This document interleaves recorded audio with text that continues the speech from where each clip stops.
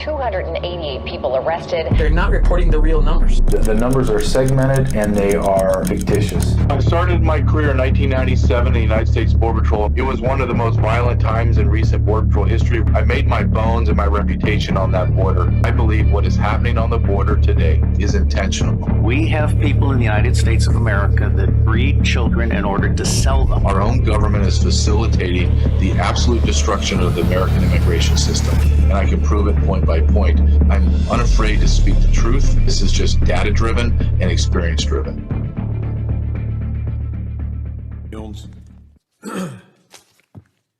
I want to make a clarification here because there's been so many incredibly false and misleading things said today.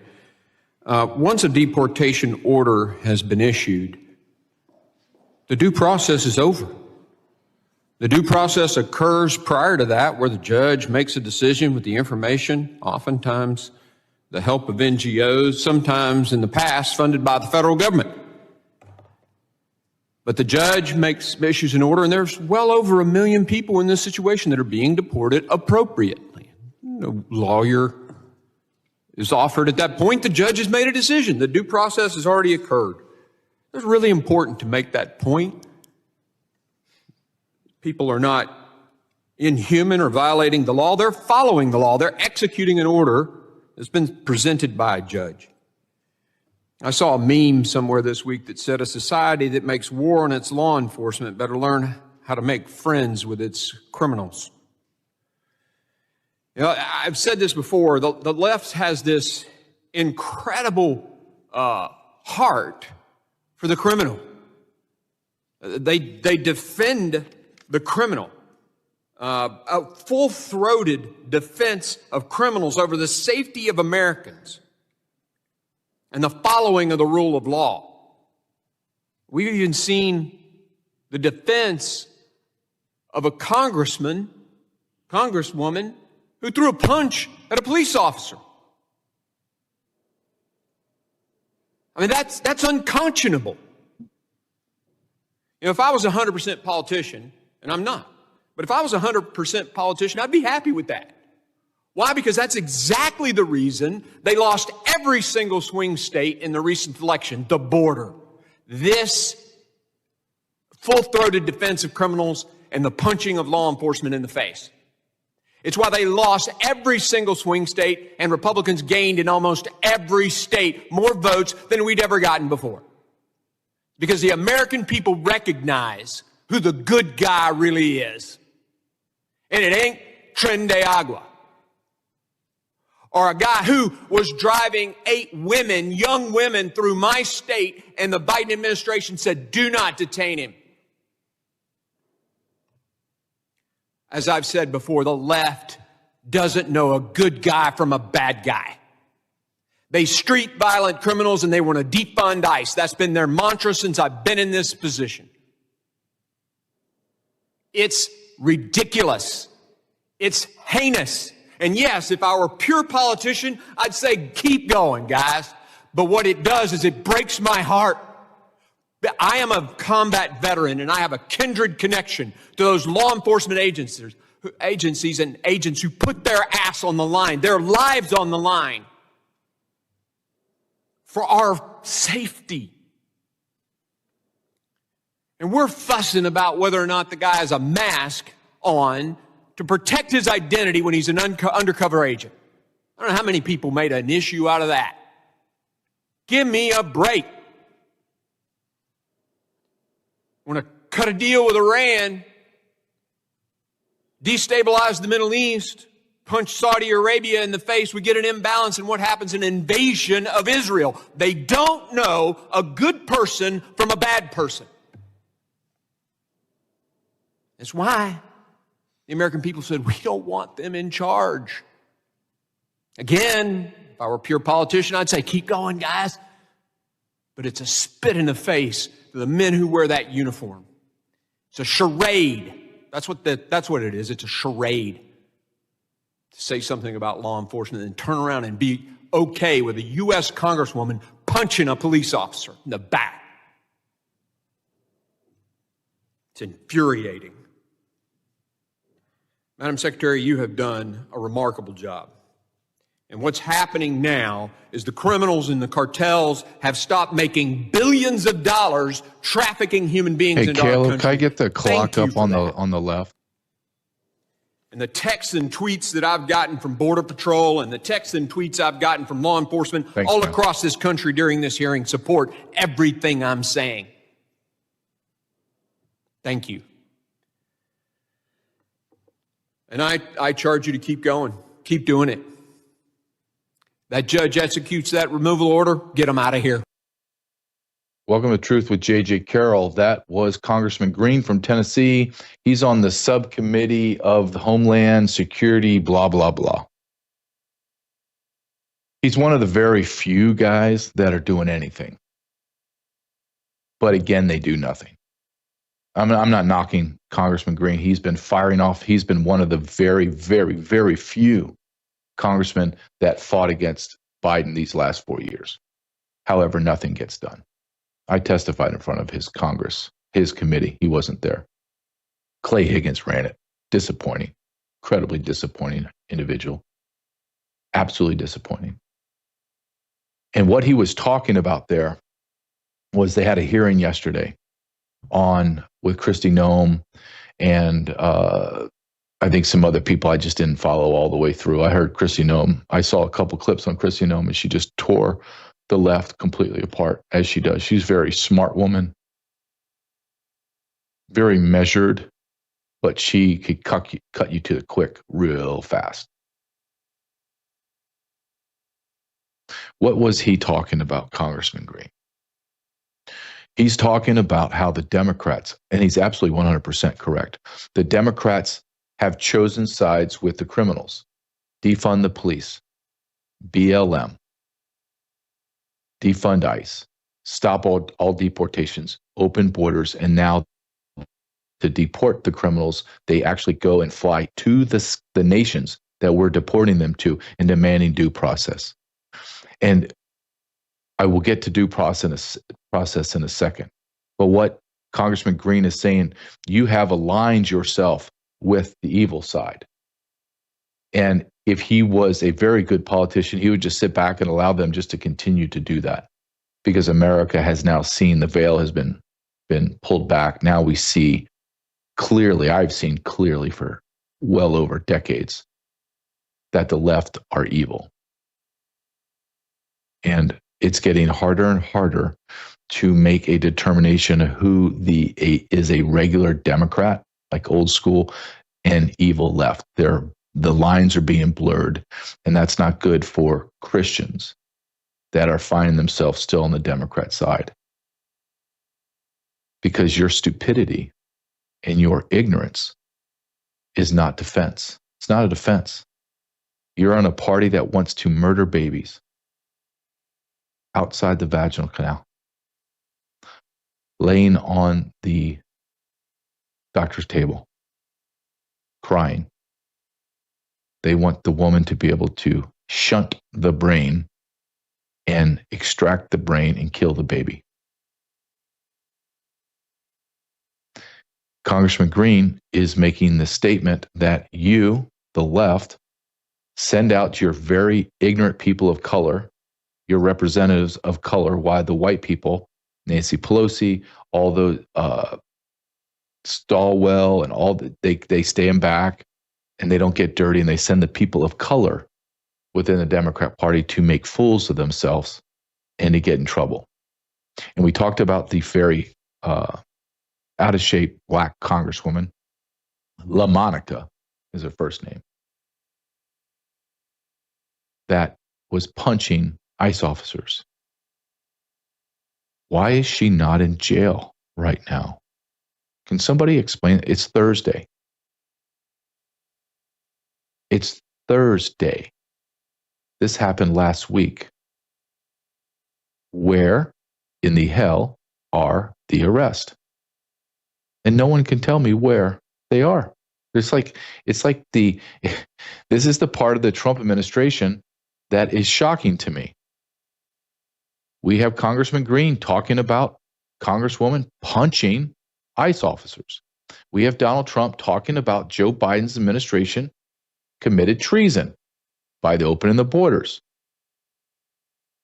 We have Epstein logs. We have, through Doge, USAID, funneling money to NGOs, and NGOs are giving kickbacks to congressmen and senators. Where are the arrests? RFK Jr. comes out last week and says, yes, HHS, Health and Human Services, was trafficking children into sex and to slavery. And nothing. Nothing. Donald Trump is doing amazing things. I am big Donald Trump supporter, and I give him grace because of the enormity of the corrupt, dysfunctional, criminally negligent, treasonous government that he has been handed. That it is so unbelievable, the levels of deceit and levels of just straight corruption, that he must seem overwhelmed at times. However, where are the arrests? Look, if I hit an ICE officer, I would be immediately arrested. Immediate. So I'm not asking for a full-blown investigation. It's not even a he said, she said.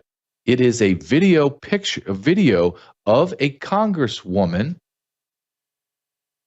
striking an ICE officer and then slamming her body into multiple police and ICE officers. It's a open and shut case. Arrest her. Why has she not been arrested?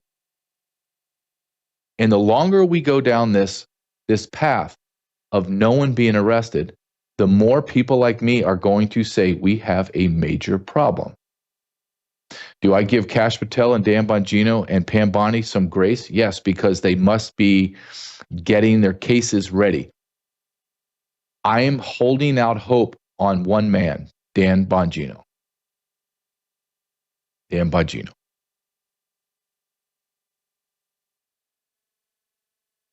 Maybe I'm wrong. Maybe they're going to, they have 1,000 people to arrest and they're just making sure all their case files are lined up, all the AUSAs are aligned, all the prosecutors are aligned, all law enforcement, small units within law enforcement know who their targets are and they're just gearing up. Maybe that's it. Maybe I'm just wrong. I pray that I am. I just don't believe it.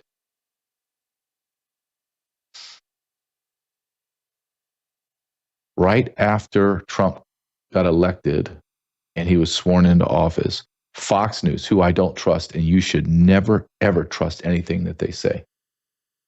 There was an interview 2 days ago where the Fox host was saying to a panel that, under Joe Biden, there was 5 million people, illegals, that were allowed into the country. And I just threw my hands up, just like, God, you people are repulsive. So never trust Fox. They have no idea what the numbers are, or they just blatantly lie. So after Donald Trump, about 30 days into it, Fox News made the announcement that ICE had found and located 60 to 70,000 children. And I remember my partner in my documentaries, Ryan Matta, he said, "Did you hear this?" I said, "It's a lie." "How do you know it's a lie?" "Well, where's the videos? Where's the pictures of all these children?" We're not talking about 6. Tens of thousands. They didn't find them. And then that report just kind of disappeared. Now they're saying, well, they found 5 to 10,000. Oh, okay. That was this week. RFK Jr. has come out and said that HHS was trafficking children into America into the tunes of 550,000, and no one's arrested. Where's the task force? Where is the massive nationwide task force to locate all these children? Why is Speaker Johnson not funding it? Why is John Thune not pushing it from the Senate? Why is there no one talking about this? And I'm going to tell you why. Because the pedophiles within the White House, the houses of Congress, the deep state, will not allow it to happen. And the impotent, cowardly men and women that are not pedophiles know who they are, and their silence, their repeated silence, allows them to be coerced and blackmailed. This is not just my belief. This is the belief of people in the inside that have told me this. And it makes sense when you begin to look at a politician, a judge, someone that has been conservative, fought for conservative values, and when they get in a position of power, they flip and go 180 degrees the other way. Why is that? Well, because someone reached out and touched them and reminded them, I have a video of you where you've known for a long time and you've done nothing, and you're compromised and you know it, so this is the way you're going to go. This is the way you're going to do it. If you don't believe that, then I want you to somehow articulate to me what the hell's going on.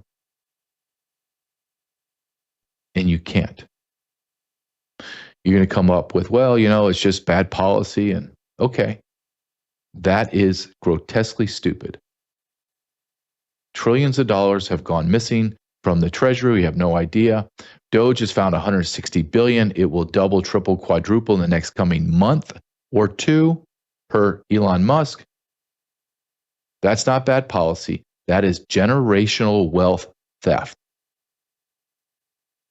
Why? How can they do this? How does the Republican Party stand there, impotent, frozen in fear, petrified to do anything? Because they are complicit in it all. All of it.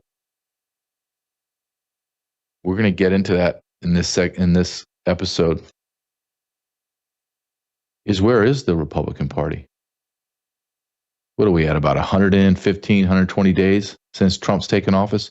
5 bills have been passed. Nothing else has been able to codify anything. That's unbelievable.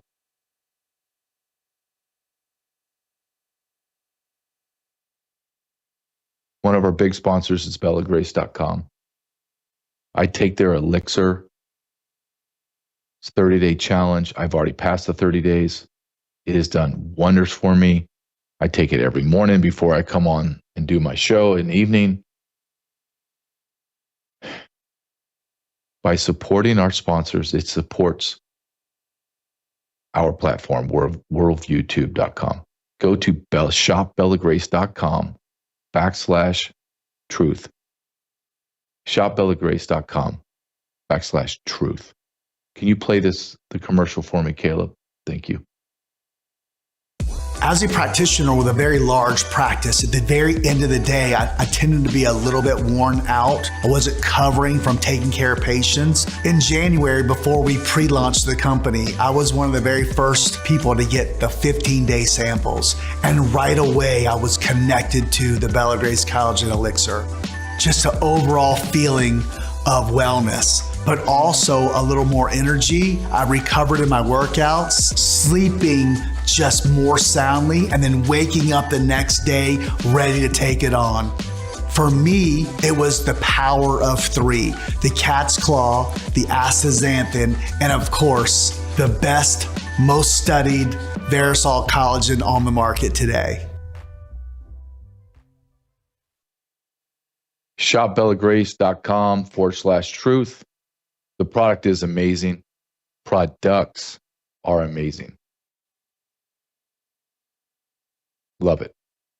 I love our sponsors. I believe in being prepared and having your health in the best shape possible, because we are in a war for the soul of America. You can feel it. We've talked about this many times. The left all they have left is violence. And they are going to continue to ramp up the violence. And it's going to cause chaos and instability Therefore, you must be prepared and healthy, physically, mentally, and spiritually healthy, ready to fight.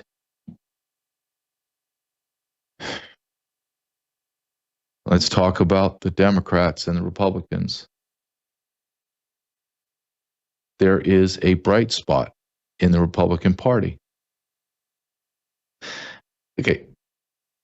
This week, Donald Trump comes out and says we're going to slash pharmaceutical prices up to 80% because we are going to, an executive order that is going to demand that every nation that pharmaceuticals sell their products to that are in America, we are going to get the same price. So instead of spending, or as he says, the fat shot, $1,300 for your fat shot that you can get for $88 in England, why are the pharmaceuticals charging us 10, 12, 15 times what they're selling in other nations? Because they can. They have paid and bought the politicians. Where's John Thune? Where's Speaker Johnson? Well, they get a lot of money from pharmaceutical companies. Oh, yes, they do. So they remain silent and they don't codify Donald Trump's executive order that benefits all of America. Why are we spending more money than probably the whole other planet combined on healthcare, and we are the least healthy? And we're going bankrupt, medically bankrupt. I'm retired and I have medical insurance through the federal government that I paid for. I'm spending almost $1,000 a month for medical insurance for me and my wife and my son. And that's considered a good deal. I'm spending $12,000 a year. That's not including the federal government match. So I'm spending my family, when the match, probably around $24,000 to $30,000 a year between, quote, my employer and my payment.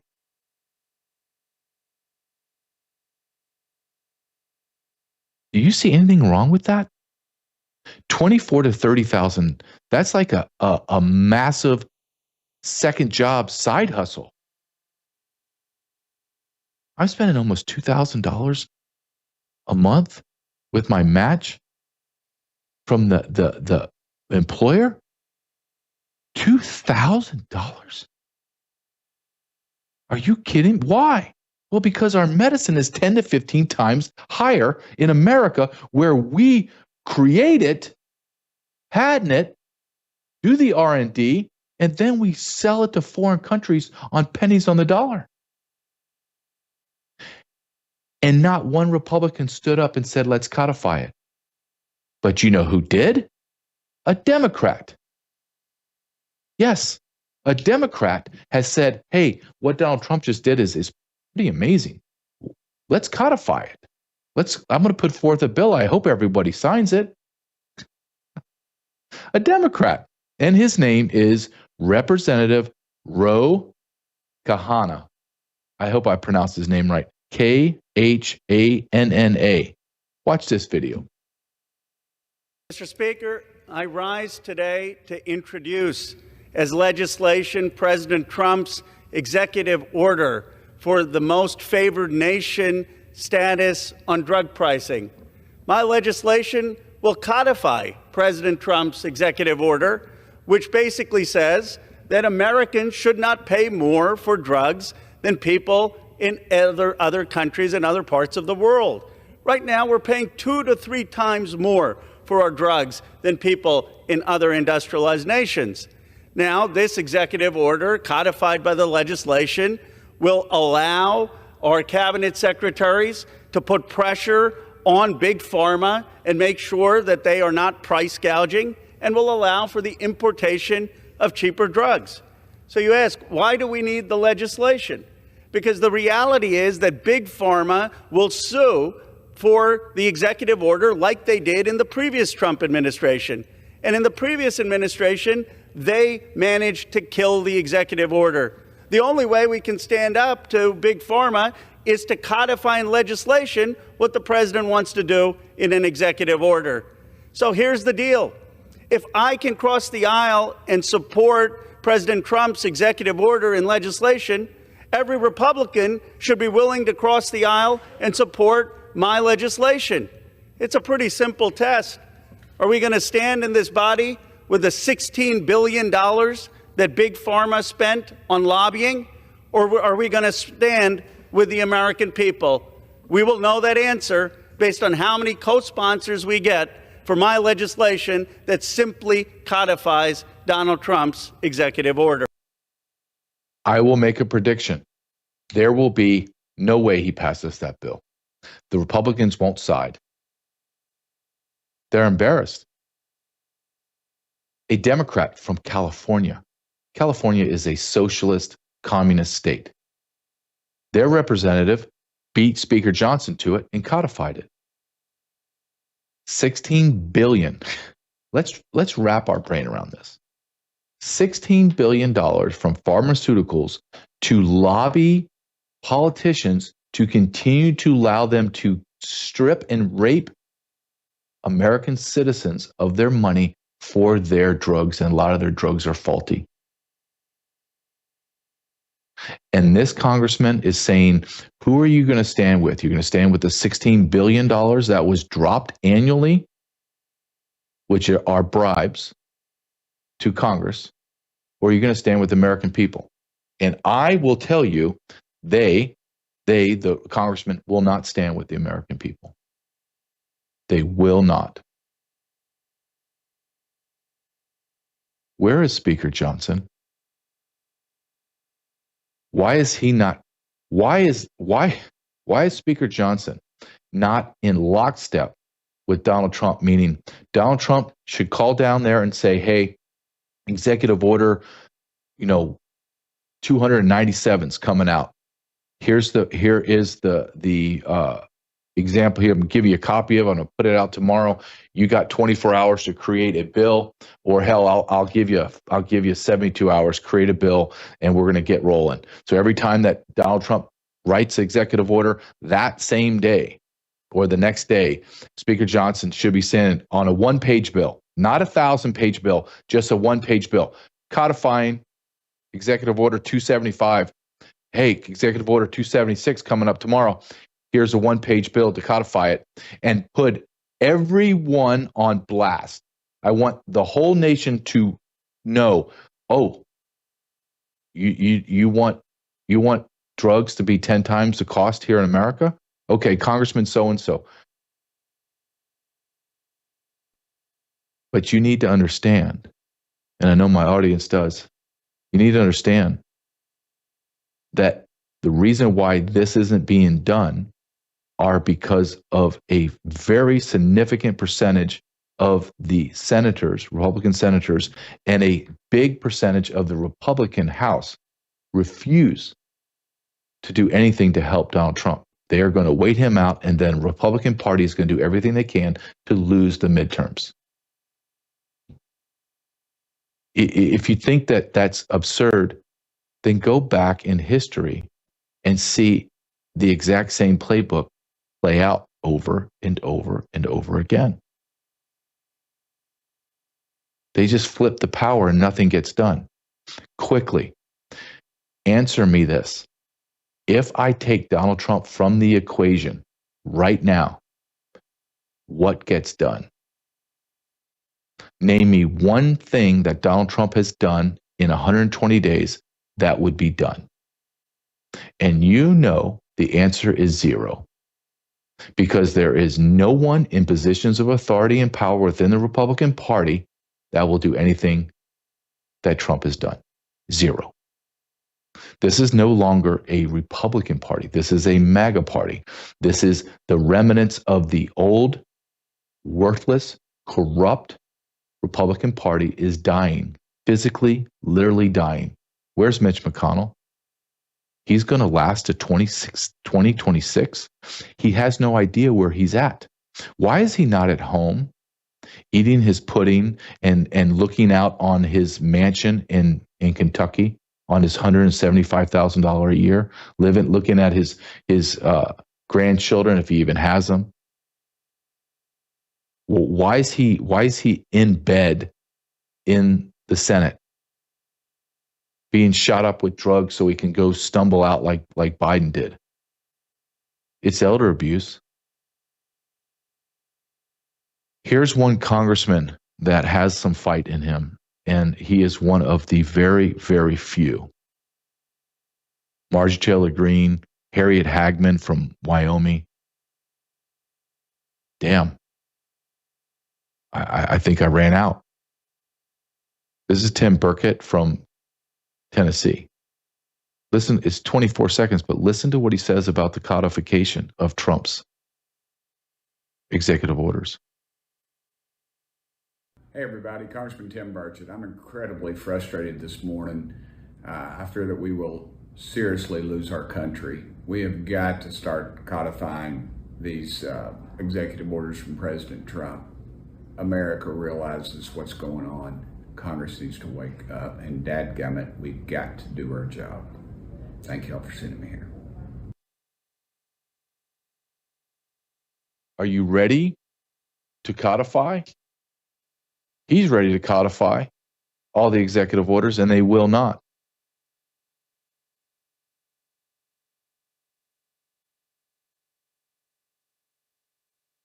It is so frustrating.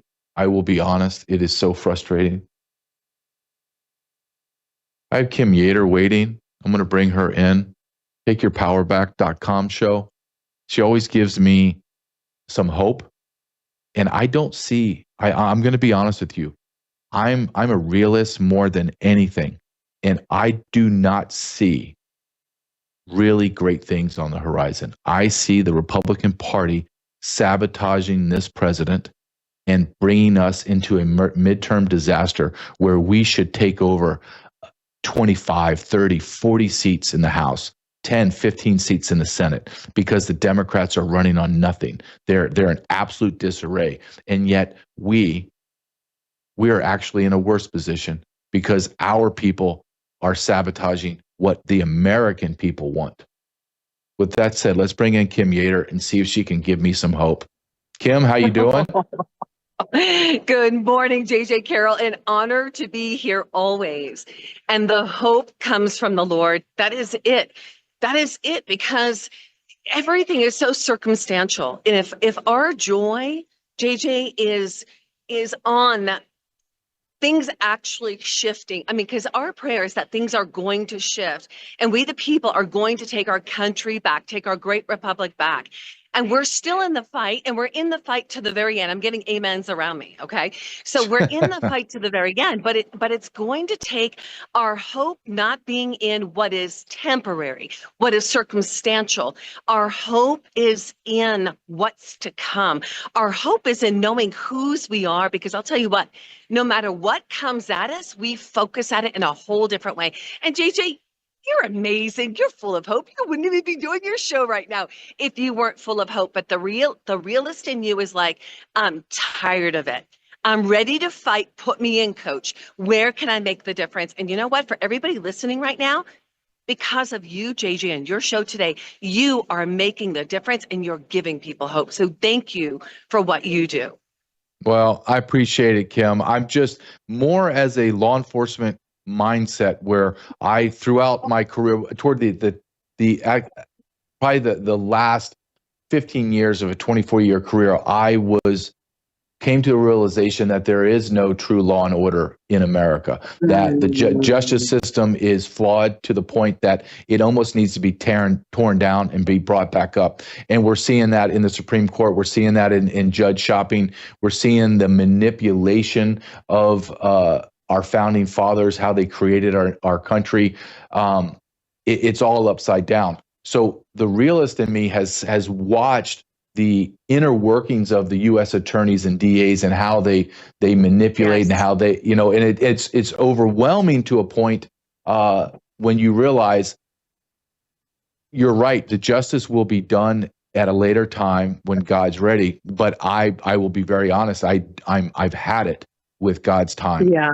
I've had it because I want, and I'm sure throughout history, there have been thousands of men and women like me and you that were screaming to God, like, come on, man, we need justice. We need it like That's right. yesterday, right. man. And I don't want to wait till he goes and sees, St. Peter and the pearly gates, and then they get cast to hell. I want to be a part of sending them to the pearly gates, right? I want to be a part of that, to stand before God. And it seems, Kim, that we live in a lawless world. I'll give you an example. We were talking about in the beginning of my show that we have a congresswoman, not a he said, she said. We have a congresswoman that punched a ICE officer in the back of his neck and head and his shoulders, and then body slammed everybody and pushed ICE officers. If anyone else did that, they would be arrested that fast. That's right. But she's a congresswoman. They circle the wagons. They do nothing. It's been almost 7 days since this happened, and no arrest. I've had it, Kim. I get it. I completely get it. And here's the thing.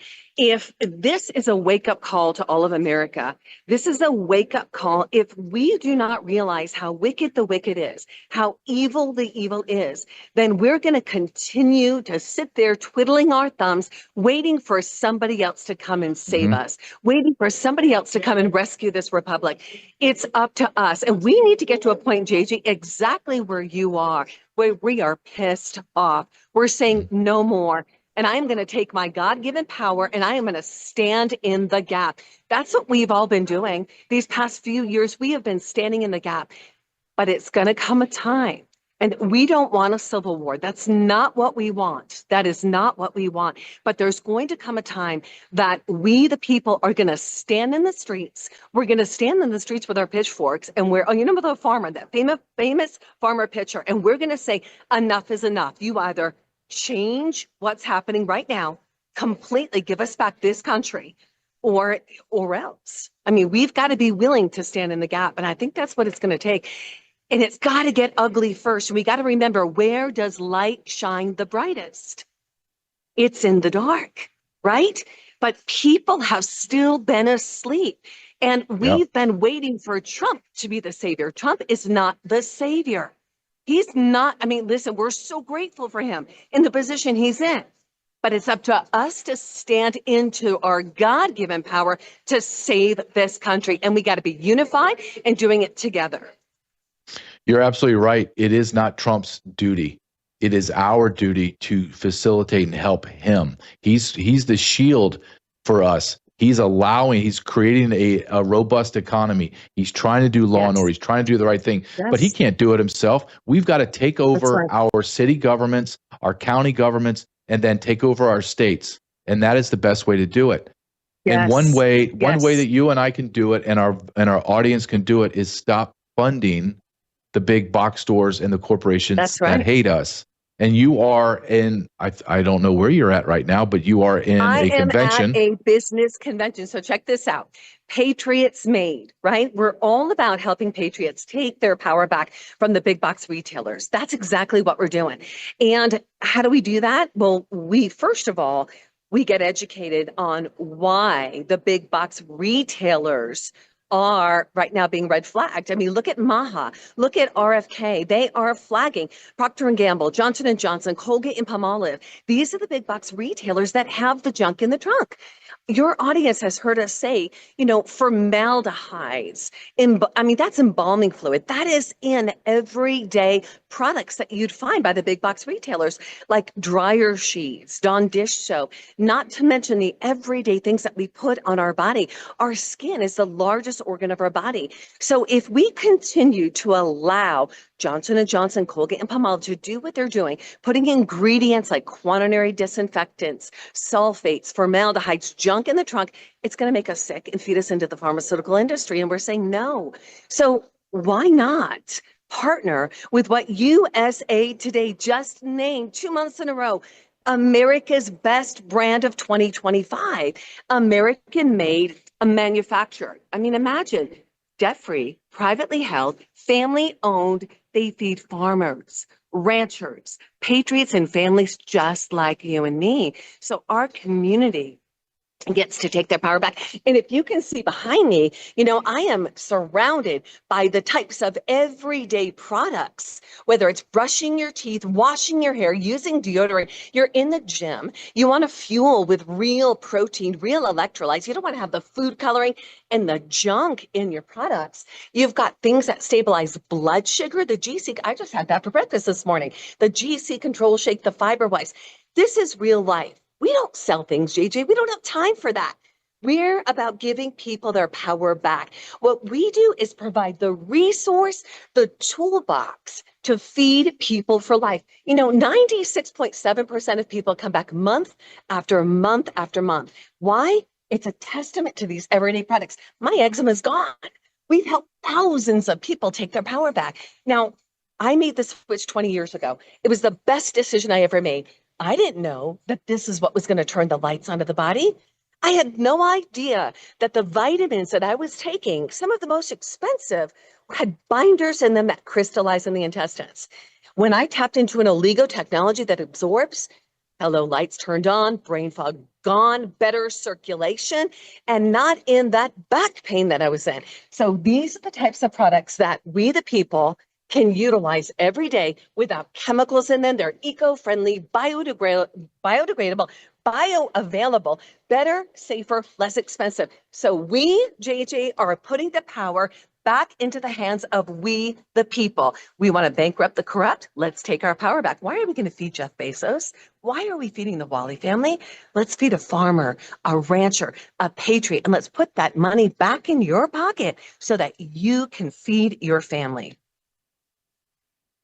All right, Kim Yater, you got me some more hope into my tank, so I appreciate that.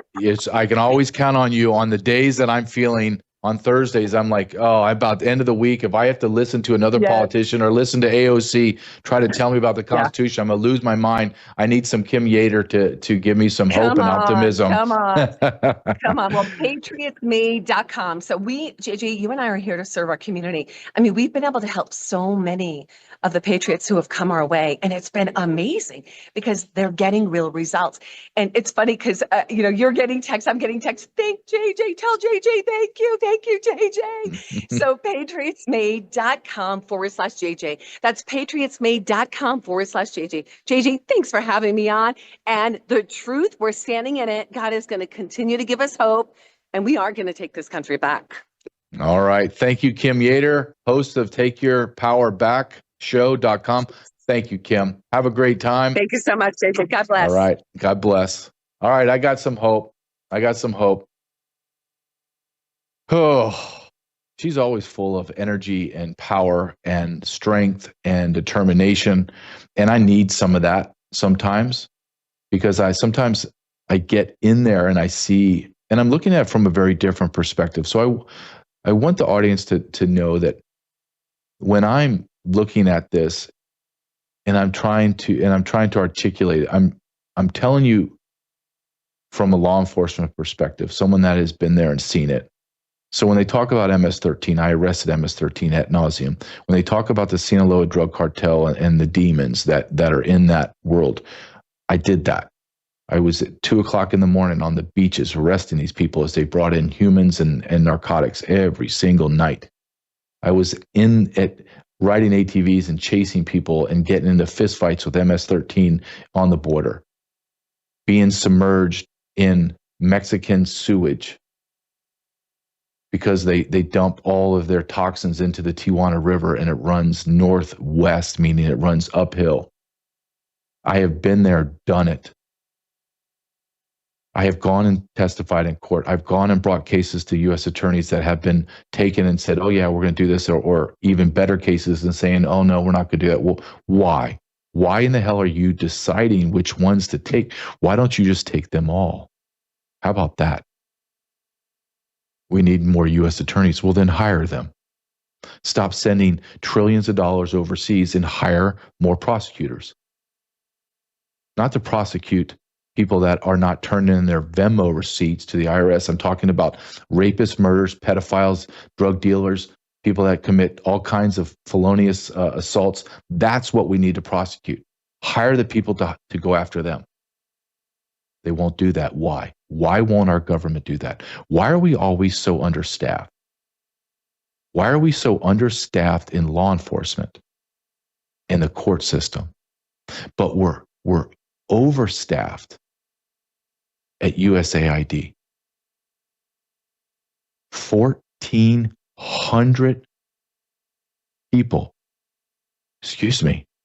14,000 people employed at USAID, and they fired all of them but 300. What? IRS bloated. Why? IRS has ammunition. What? What do they have? Yeah, they're fully assault weapons and ammunition, millions and millions and millions of rounds. But wait a minute. I remember times in the Border Patrol we didn't have enough ammunition. We didn't have enough gas. Didn't have enough agents. Didn't have resources. Using old Vietnam era night vision, literally from the Vietnam era. I remember using night vision where the battery was so loose I would have to put cardboard in between the connections to make it stick. Oh yeah. I remember having holes in the floorboard of my Broncos that I would drive.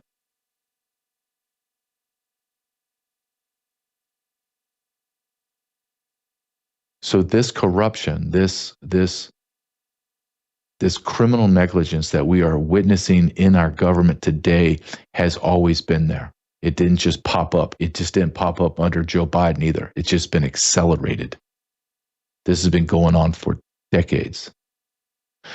And thank God we have a leader like Donald Trump. Thank God.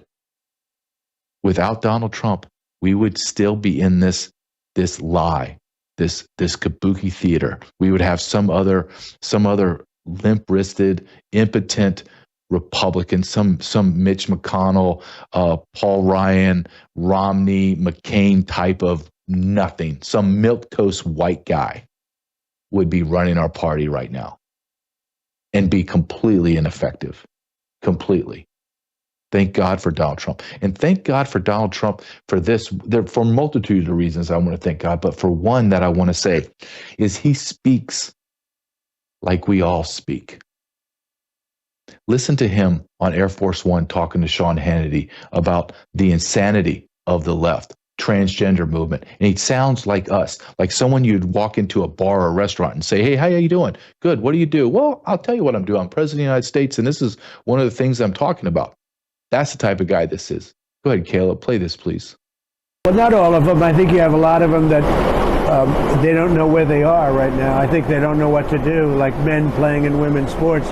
I saw a guy that I know, good guy, Democrat. He's trying to justify, 2 days ago on television, he's being hammered, and he's trying to justify men playing in women's sports, and it's sad. I wanted to call him and say, you better get off that subject. That's not an 80-20, that's about a 97-3, okay? If they talk about, the famous, they always say it's 80-20. What's not, a lot of these things are not 80-20, like transgender for everybody. Let's have transgender for everybody, your kids, everybody. That's not an 80-20. They always say that's 80-20. That's 99-1, I would say. So, look, in one way, I don't like talking about it because I don't want to talk them out of it, because it would be harder to beat them if they were normal on things. It shows that they're almost insane. And they do suffer from Trump derangement syndrome at a high level. And I guess I'm honored by that. But I'll say this, look. I love that guy. I don't care. He's crude. He's okay, whatever. I want someone that's going to put on brass. I want, when I go to a street fight, I know the men that I want. Like I want my brother. I want a guy named Mark that was my boss. He's going to crack some skulls. And when we go into the street to go to war, because when you go fight, you have to think about, I'm going to war. I mean, I need to kill these people. I don't want, how are we going to do it? Are we going to be kind? No, I want you to put on your brass knuckles and I want you to go in there and brass brawl. I want you to crush skulls. We have a government that has stolen trillions of dollars and put us in trillions of dollars of debt, have destroyed countries across the globe, murdered millions of people. Our country has. And I don't want a Mitt Romney. I don't want a Mike Pence. I don't want a Mitch McConnell. I don't want a John Thune, and I don't want a Speaker Johnson. I want a man like that that's going to strap on his brass knuckles and go punch some scumbag traitor right in the face. That's why I voted for him. That's why he's my president. And I will be honest, if he wasn't the nominee, and some of those men, I just would have not have voted. That's just the truth. I've had it. I am a solely MAGA. I have an R next to my name because they won't let me put an M there. I'm going to show you someone that is I call her like a sleeper. She's so far under the radar, but she's doing incredible work. And the two people that are doing the greatest work in the Trump administration are two former Democrats. RFK Jr. is going there and just obliterating every evil in HHS. And he's naming names and he's naming the crimes. The other person is Tulsi Gabbard. Tulsi Gabbard is inside the intelligence agency blowing it up, firing people, putting people on notice that, hey, I'm coming for you. You've committed crimes. How do we know Tulsi Gabbard's doing a good job? Well, you always gauge someone's success in the political world by the political other side, the enemies list. John Brennan. Let's watch him lose his mind over what Tulsi Gabbard's doing. This whole thing just makes me livid. It's appalling and outrageous and demonstrates why Tulsi Gabbard never should have been confirmed as Director of National Intelligence. Michael Collins and Marie Langen-Rykoff are two of the most experienced, accomplished, and talented analysts in the entire U.S. intelligence community. With over 60 years of combined experience, they have worked for successive administrations since the 1990s. They have demonstrated time and time again their capabilities, their competence, their integrity, and they have served as role models for a generation of intelligence officers inside of CIA. They're CIA officers by background and by training. And this is going to have real reverberations within the workforce because, as Congressman Hines pointed out, it's clearly a signal to tell analysts throughout the intelligence community, you tell the truth, you provide objective analysis as you're supposed to be doing, you are running the risk of getting fired. And Michael and Maria are really the quintessential analysts that you want to have providing insight and information and analysis to policymakers so they make the right decisions for U.S. policymakers. But this is a very tangible example of such dangerous and insidious corruption within the Trump administration. I love it. I love it.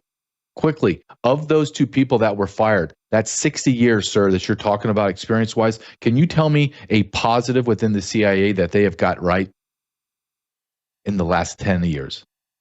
20 years, 30 years. Come on, tell me. Was it the war on Iraq? Is it the war in Afghanistan, Yemen? Was it Muammar Gaddafi? Was it Syria? Was it the movement of tens of millions of illegal aliens from the southern hemisphere to Western nations in Europe and America? Was that it, Brennan? No, why you're so afraid is the walls are closing in on the traitors, and you are a traitor, sir. Every time I look at that man's face and I think about my father. My father used to say, son, that man needs to have his face punched. It wasn't until I was older that I understood what my father was saying. That man has been cocooned from the threat of any type of physical violence, so that emboldens him to do very evil things, knowing there's no physical repercussions. I want him in handcuffs. He's already been proven to be a traitor. And Tulsi Gabbard is killing it. Let's listen to her interview with Megyn Kelly, who Megyn Kelly is a star on her own, but it's an incredible insight because this woman, Tulsi Gabbard, is a silent killer. And I was not her biggest fan, and I am becoming one of her biggest fans. We were talking about Russia briefly. You and I have talked before about how Hillary Clinton labeled you a puppet of Putin, a Russian asset. Debbie Wasserman Schultz shamefully said the same. And I saw recently President Trump withdrew Hillary Clinton's security clearance, which you had to do. Yes. I mean, that must have been a little fun. Right? Oh, just a little fun. I smiled. Of course you did. You're only human. Yeah, I am.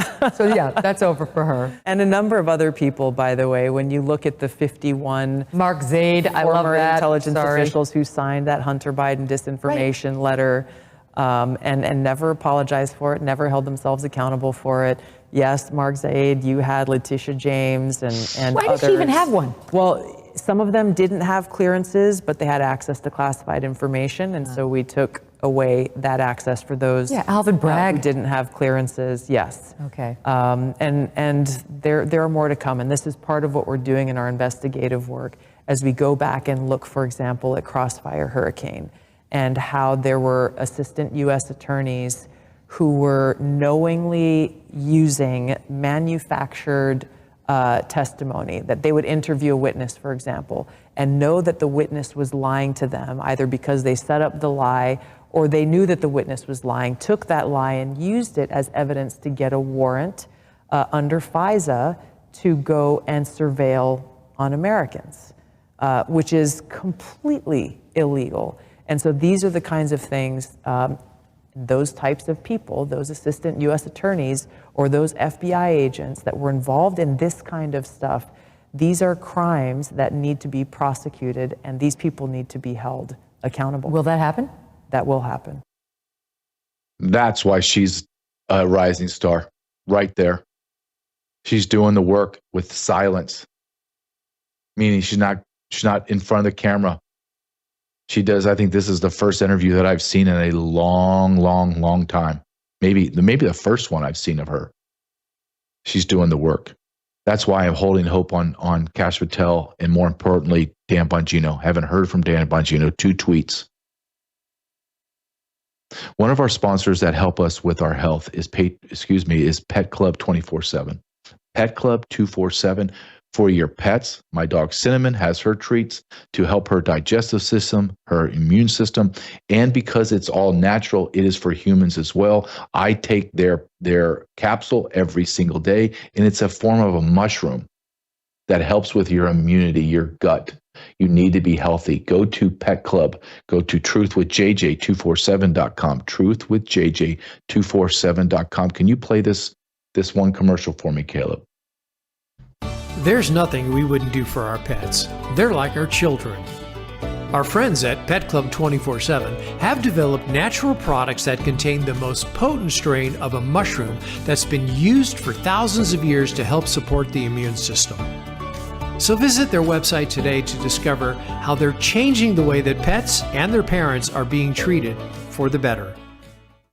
Go to Pet Club 247 or truthwithjj247.com. Help us through going to our sponsors, because that's what keeps us on the air. Brandon House has an incredible platform, worldviewtube.com. Go to worldviewtube.com/JJ to get into the vault. I have incredible daily takes, as well as very long form interviews that are riveting, that I believe, guests that I've had that I just like, they're incredible. Go to truthwithjj247.com and then go and look at the vault at worldviewtube.com/JJ. When you listen to someone like Tulsi Gabbard speak, and she's telling you the 51 people that lied about the Russian laptop, the Hunter Biden laptop, lied. highest ranking in our government, FBI agents, assistant U.S. attorneys that lied. That's when I'm telling Kim Yater, after all of my time in law enforcement, I don't trust anyone. We do not have a judicial system.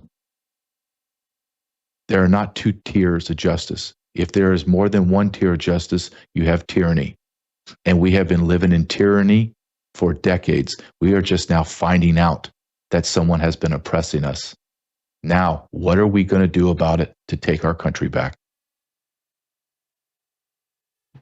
You're watching Worldview 2, built on the 35 years of Worldview books, documentaries, research, high-profile interviews, and the radio and television broadcasts of Brannon House.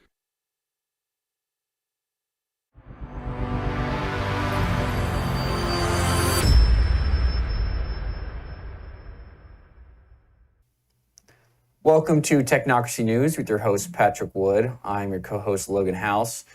We have a good few articles to go over today, Patrick. First one being China's AI-powered humanoid robots aim to transform manufacturing. This has been I feel like robots have been kind of every show now there's been a story on robots. I think they're really taking off.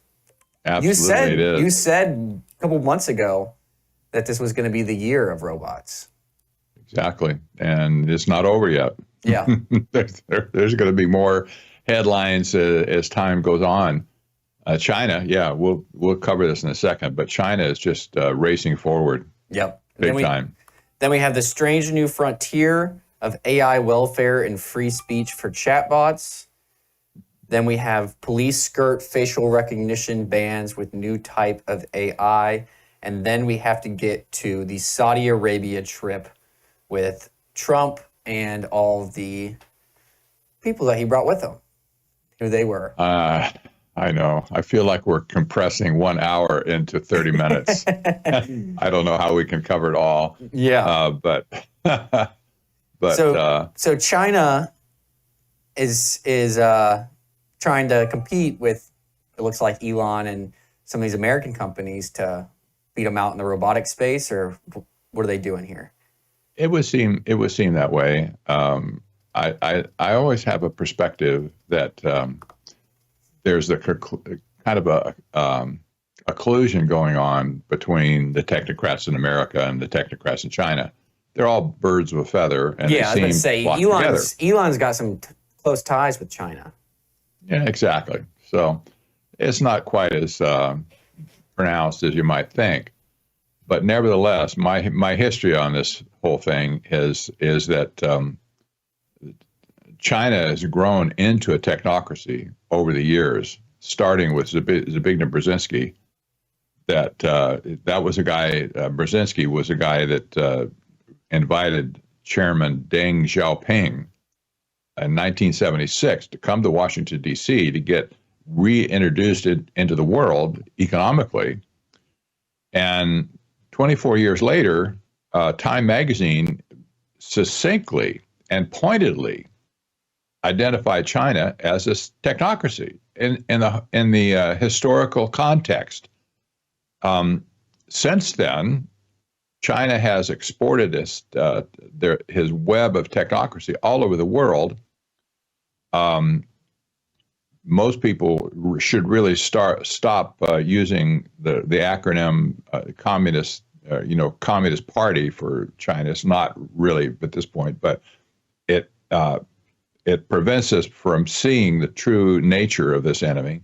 If it's not an enemy from the technocrat point of view, but for us, yes, absolutely. And we need to remember too that the Chinese general 2,000 years ago, Sun Tzu. This is the mantra, the warfare mantra that China marches to. He said 2,000 years ago, all warfare is based on deception. That really rings true, doesn't it? Yeah. He says the whole secret lies in confusing the enemy so he cannot fathom our real intent.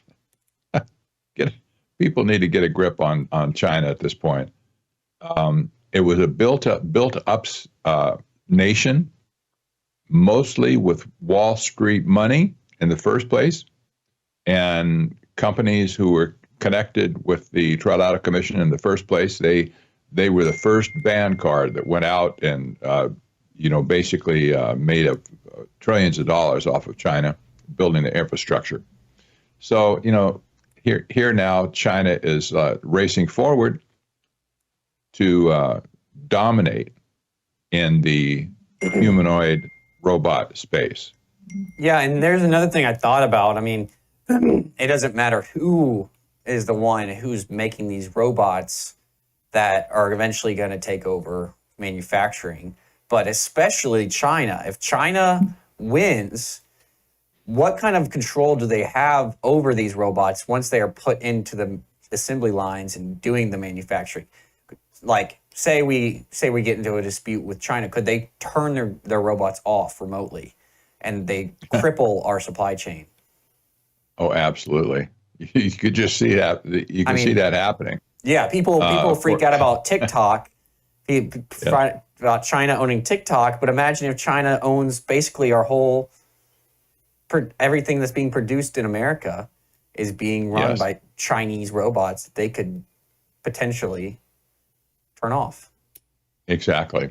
I just saw a story yesterday or this week that some of these solar panels that are being bought from China have some clandestine technology in them that could potentially disrupt our power grid.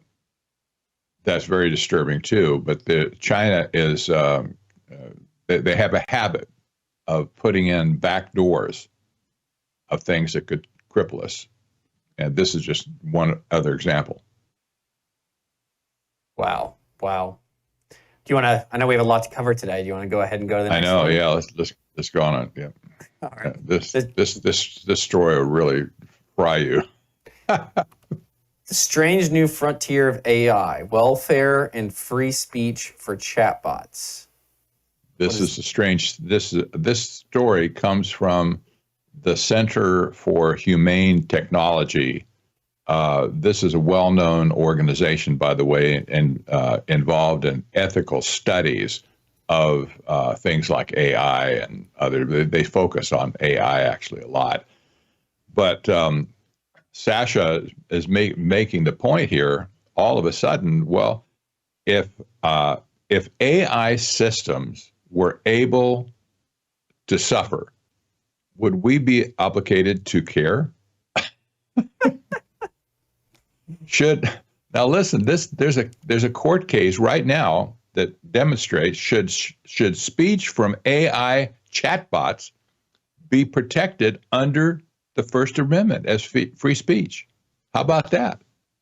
Well, no, whoever thought about that, right? Say you have a chatbot and you instruct it to say something, and you say, well, it said something really ugly, but it wasn't me. I didn't do it.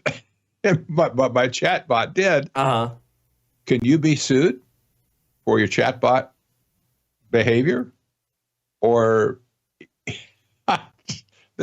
this is a corner that these technocrats have just painted us into. Uh-huh. There's no way out. Do AIs deserve moral rights? This is serious stuff. I mean, Pope Leo, that's not our Leo. Leo Holman is. I was surprised to find out that Pope Leo has chosen his name as Pope Leo the 14th. Uh-huh. Mostly because of AI, he said. Really? Yes, there was a story on this and on The Verge. Actually, is kind of compelling, but that's exactly what he said in his speech that he gave, talking about that. He says, "Well, there's significant reasons for doing that, but Let me see if I get the exact quote here. He said, quote, the church offers everyone the treasury of her social teaching or in response to another industrial revolution. The first revolution was 200 years ago, and developments in the field of artificial intelligence that pose new challenges for the defense of human dignity, justice, and labor. So he just, from his own lips, he's saying, well, the reason I've named myself Leo is because of AI. Okay, well, whatever. But this is opening a can of worms everywhere, and ethical studies, mind you. And unfortunately, the technocrats along the way, they kind of shed any ethical discussions in the first place. So they're not concerned with this stuff, you know. But Sasha, she picked this up and said, "Uh-oh, what?" And her concern is, of course, what if all this stuff, these different threads of ethical studies, converged all of a sudden, and AI ends up getting rights like humans? Yeah, it's crazy. Definitely, it's absolutely insane. Yeah, it's definitely weird. I would have never thought we'd be talking about giving human rights to computer systems, but I know, it's crazy. But they're really talking about it. This is not a joke. So are they worried? Like, say like if someone asked a question about you, and it said that you were a conspiracy theorist or talked bad about you, then you couldn't come after them for defamation or slander because they have the First Amendment right. The AI does. That's right. Yeah, it's crazy. Well, this is going to be tested in court. It'll probably end up in the Supreme Court someday. And who knows? But maybe somebody is going to write a law, but it won't matter. It's coming at us. You know, it's just going to get stranger and stranger and stranger as we go on. Gosh, we're up on a break. Yep, we'll be back in 2 minutes, and we'll talk about the new facial recognition using AI.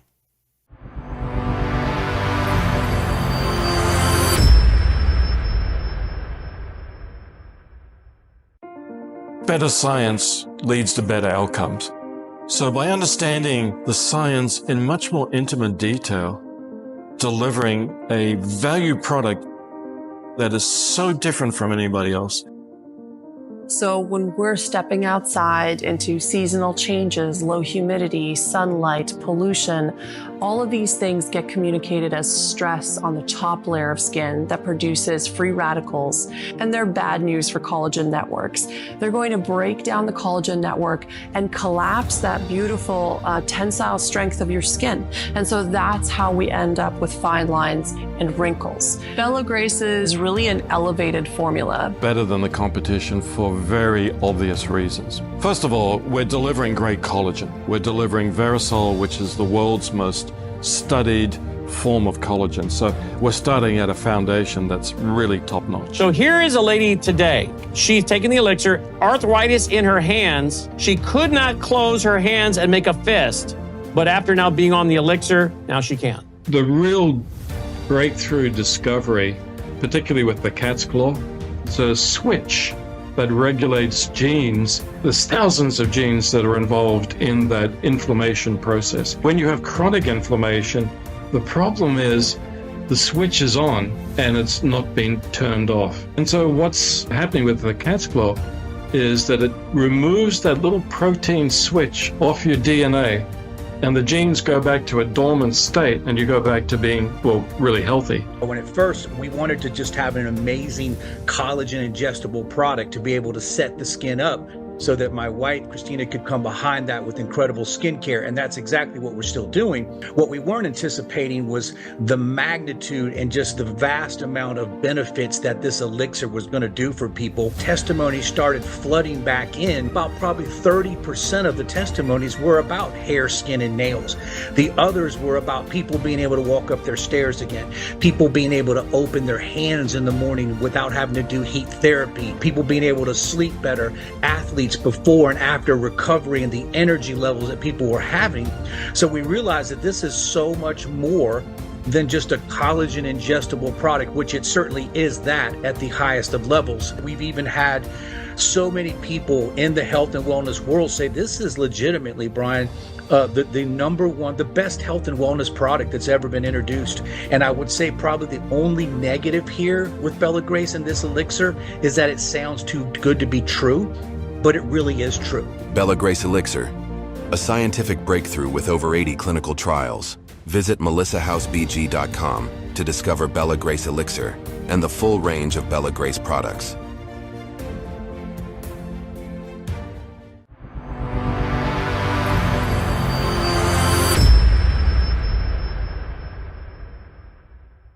Welcome back from the break. Next topic we have is police skirt facial recognition bans with new type of AI. So facial recognition has been banned across many cities across America. Really? I didn't know that. Exactly. San Francisco, some other Bay Area cities as well. And lots of cities across America has banned AI, like facial recognition software. That's a good thing, by the way. Yeah. You don't see this. You don't see these stories on social media or in the mainstream press. But cities have done it, and now here's one company who's providing a new approach for police departments in those cities where it's banned to do it another way. They're executing an end run around the will of the people in that city to use any type of recognition software to identify citizens. So instead of the face, they're using body, other ways to identify them. This is a new type of a technology. It's never been in play before. It's a new tool. Really, it's a new tool it does not rely on facial recognition at all. In fact, they can't even take your face into account, right? Uh-huh. But they can look at all the rest of your body, and lo and behold, with AI now, they're saying, well, we can figure out who you are based on other characteristics of your body. That's pretty mind-blowing, that they're able to do that. I know. And the CEO of this company called Veritone, this guy, he's a technocrat. He's just has the mind of a technocrat for sure. But here's a guy who's supposed to have some ethics, I suppose, about his job. He says, and this is a direct quote, he says, the whole vision behind Track, that's what this product is. In the first place, he said, if we're not allowed to track people's faces, how do we assist in trying to potentially identify criminals or malicious behavior or activity? Like, well, get a clue here. What's his name? Steelberg? Ryan Steelberg, yeah. Get a clue, dude. The people said they don't want to be identified in the first place. Yeah, they're just twisting the words basically to get around it because they thought there's no way everyone thinks you can only identify someone with a picture with their face, but since it's in the law, he's saying, oh, we'll just identify them a different way. I know. So this will eventually probably get taken to court as well. He says he's prepared for challenges in court, but he doesn't care. Yeah. That's just an expensive business in his mind. And well, bring it on, people. Just and the name is quite telling too. Track. I mean, that's really simple name. Just call Track. Yeah. Exactly. But this is unprecedented, and the cities. I'm sure the cities where for instance, the city council banned this stuff in the first place with a binding resolution and drove it all out of the police department and the sheriff's department, perhaps, where you couldn't use it in city limits. Now the same police departments that are supposed to be under the authority of that city council, they're adopting this software without any checks and balances from the city councils. And so the police departments are gone rogue. Yeah, I was going to say, if the police departments are using this technology, then they're basically deceiving the city council as well by doing a workaround. I know. This is absolutely just outrageous in my mind. Well, let's go on to our next story. This is the big story of the day. Yep, we have the Trump Saudi Arabia visit, and there was a lot of the people we talk about were there, Patrick. Oh yes, indeed. And now it comes out basically that this $600 billion investment commitment that they're talking about here harkens back to that press conference when Trump and Larry Ellison and Sam Altman stood up on the podium and said, we're going to build a $500 billion investment pool to fund AI construction of centers in America. Well, here they didn't have all the money apparently at that point, but here's another $600 billion thrown on top of that. And if you read this official notice from the White House, you'll see that basically it's all about AI. It's not about infrastructure, airplanes, and whatever. It's all about AI and the uses of AI to reform society. The social impact, in other words. So this was really, in my opinion, the main reason that Trump and crew went to Saudi Arabia in the first place, to fleece fleece them of $600 billion to invest in America. Now, at the same time, we also know that Saudi Arabia has invented this new thing. It's kind of like a sovereign, an embassy for data. Yeah. Where they can house AI centers and have data stored in it. For instance, from America, it's a sovereign thing over there. Nobody can touch it, they say. But we can store our data there and use computing to get at it. So this is an opportunity for them as well to play in the AI space, and they are at this point. Yeah, nobody can touch it, but who's making sure? So they say. Yeah. So exactly. they say. Give me a break. Anybody can get it into anything in the world at this point. It's a new thing, and people will probably flock to it. But nevertheless, this trip was about investments in America. And remember, Trump is always focused on the art of the deal. Mm-hmm. And we heard last night that when Annie Cyrus went to task on Trump shaking hands with the new dictator in Syria. Well, that's part of the trip, I'm sure. But if you look behind that facade, right? Mm-hmm. This is the big kahuna here. Yeah. This is what it was all about in the first place. And interestingly enough, we need to look at some of the people who were at that conference, that investment conference. And I gave you another story here from CNBC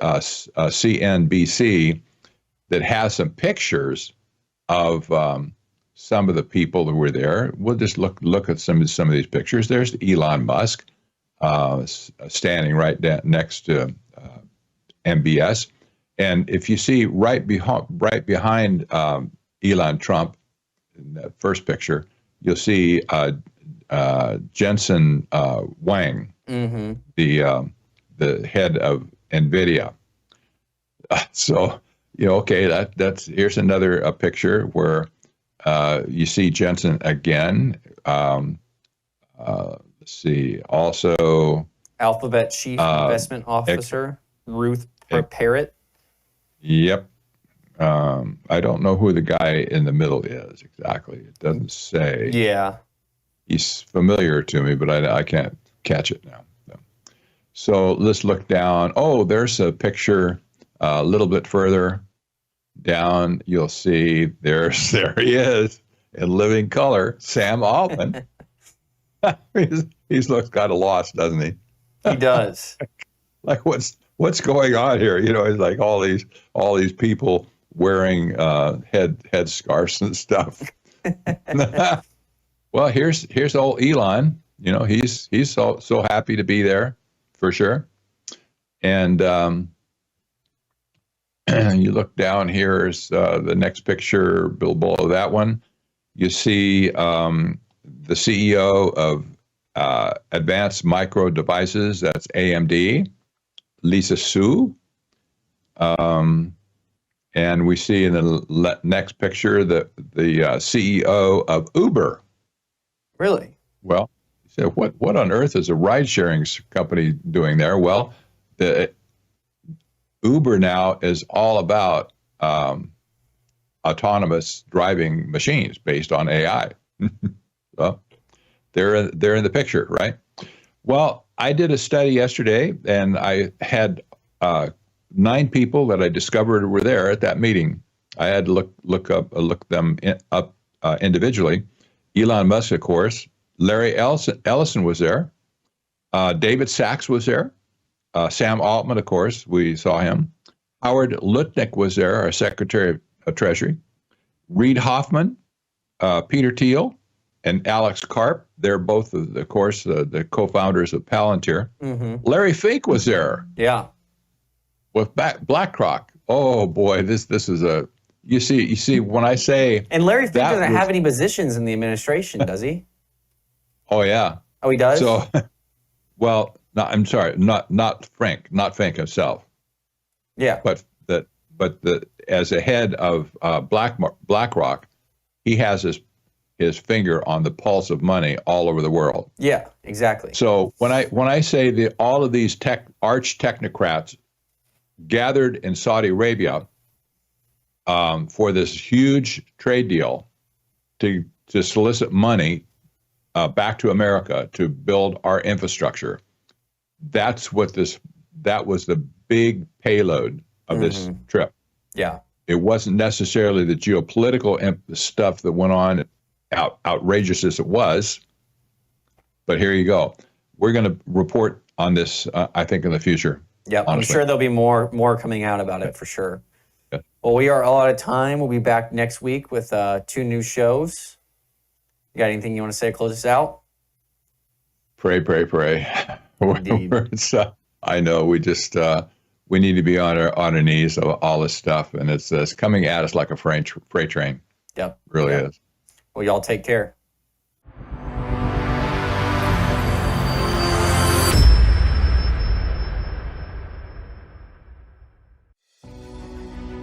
What if there was a product that could help you control cravings, burn more fat, boost your metabolism, promote healthy blood glucose levels, lower inflammation, optimize insulin sensitivity, support healthy blood lipid levels, and support healthy blood pressure? Introducing Bellatrim.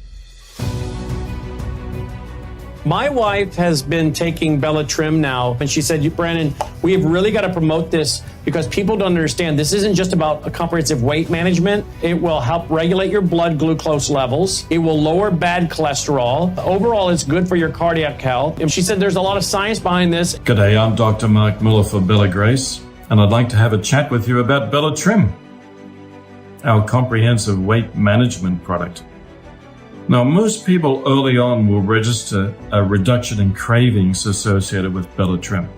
How does it do that? Well, it does it by changing the levels of hormones that are associated with either hunger or satiety. It lowers the levels of ghrelin, a hunger hormone, and it raises the levels of GLP-1, the satiety hormone. There is an absolutely fascinating action on a metabolic switch called AMP kinase, AMPK. AMPK is associated with the preferential burning of fat as a metabolic fuel. And as a result, you have a reduction in visceral fat and reduction in waist circumference. It also helps regulate blood glucose. Blood glucose is a huge factor in weight management. It also improves your microbiome. We do that by several ways. One, there's an ingredient in there that stimulates a greater diversity. And the other one is prebiotics, FOS and GOS, that help feed the good bacteria, gentrify your microbiome. So, Bellatrim, comprehensive. Enjoy it. To learn more about Bellatrim and other Bella Grace products, visit melissahousebg.com.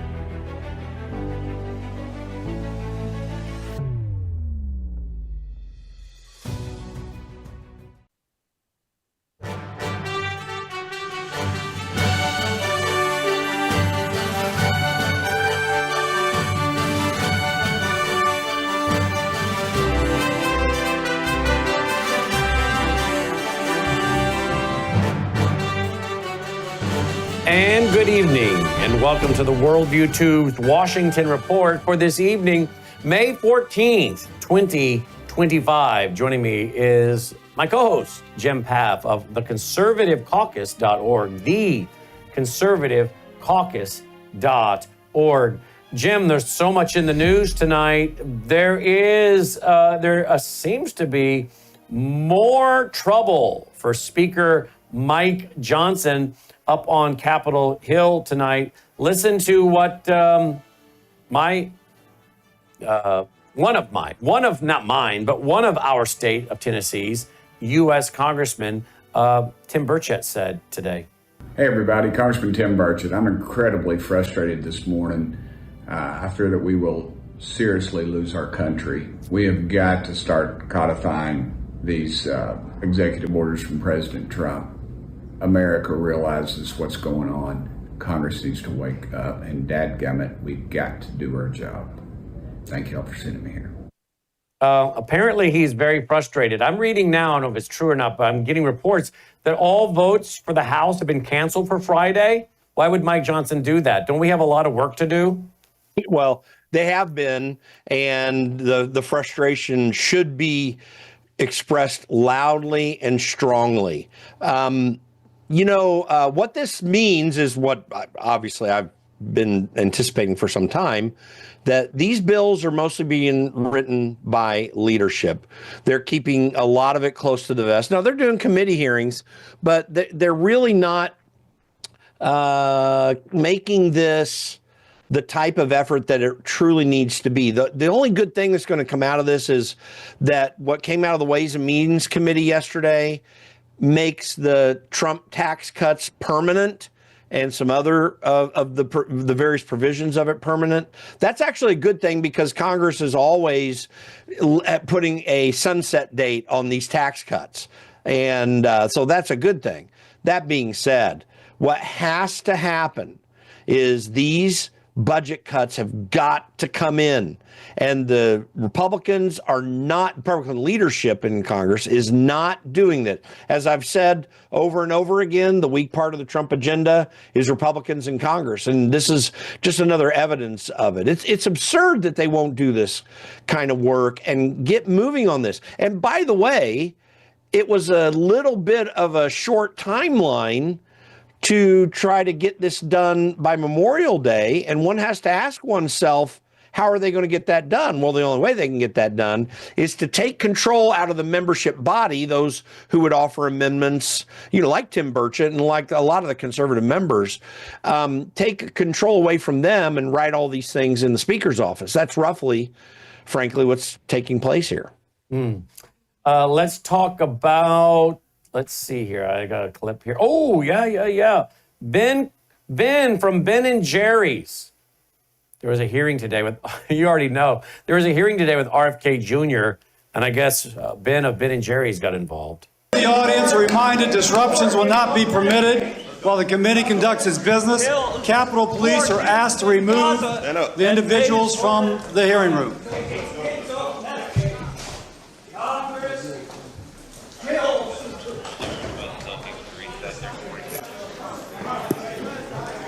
That was a made for C-SPAN moment.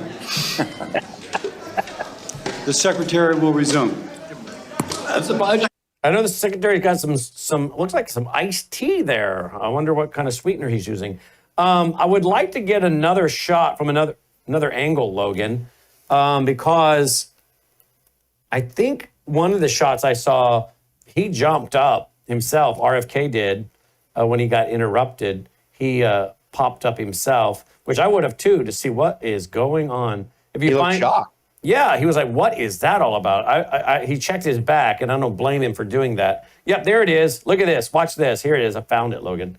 Here we go. Watch this. Here we go. Or with less. The budget I'm presenting today supports these goals and reflects. Wow, look at how he jumped. I don't blame him with all that's going on in his family before. Look at this. Or with less. The budget I'm presenting today supports these goals and reflects.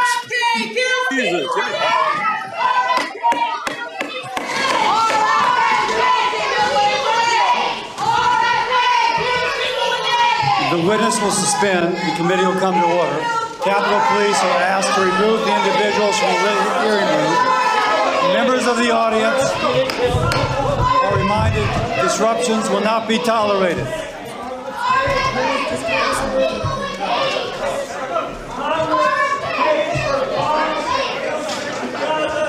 Members of the audience are reminded disruptions will not be permitted while the committee conducts its business. Capitol Police are asked to remove the individuals from the hearing room. Wow. Well, I don't blame the poor guy for jumping. That was startling. You notice he stood up. He was ready to defend what was going on. But yeah, that's unfortunate. I mean, it's ridiculous. I mean, everyone has the chance of free speech. This is a hearing. You can hold your own press conference, put out your own press release. I don't know why these people think that this is going to win anybody over. But I think at the end of the day, all they're interested in is chaos and division. Well, what they're looking at, and the Ben and Jerry's founder being there says a whole lot about what I'm about to say, is that these sorts of disruptions actually did have an effect for the left during the 1960s and early 70s. It caused the Vietnam War to go in bad ways. That's not to say that the Johnson and Nixon administrations handled it all very well. They didn't. There are a lot of criticism to go around. But this is kind of a resurgence of that sort of effort to disrupt government. And, listen, free speech is there, no doubt about it. I think there should be decorum in these hearing rooms, without a doubt. There are plenty of places to demonstrate against this, but it's not helpful for the country to do this. And reality is, though, they're going to continue it. It does not look good for them politically this time around, because we just had an election that shows the American people understand that this approach is not working, and they overwhelmingly wanted something different. So we'll see how it plays out through the year, but I think they're digging their graves, personally. Yeah. I absolutely think they're digging their grave. Let's see, what else we got here tonight? Here we go. President Trump on Gaza. Here's what he had to say. My administration shares the hope of so many in this region for future of safety and dignity of the Palestinian people, but that cannot happen as long as Gaza's leaders take delight in raping, torturing, and murdering innocent people. Can't have it. I greatly appreciate the constructive role that the leaders in this room have played in trying to bring the terrible conflict to an end, including by helping secure the release of American hostage Idan Alexander. That's on. It was a big day yesterday, very important day. That's on X's end, not our end, I think. I was told just before I left that they were going to be releasing Idan. We thought Idan was dead 3 weeks ago. Wow. They said Idan was no longer living. Mm. And it was a very, very good thing.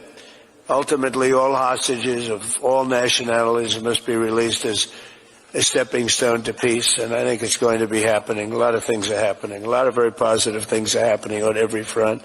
Okay. Jim, your thoughts here?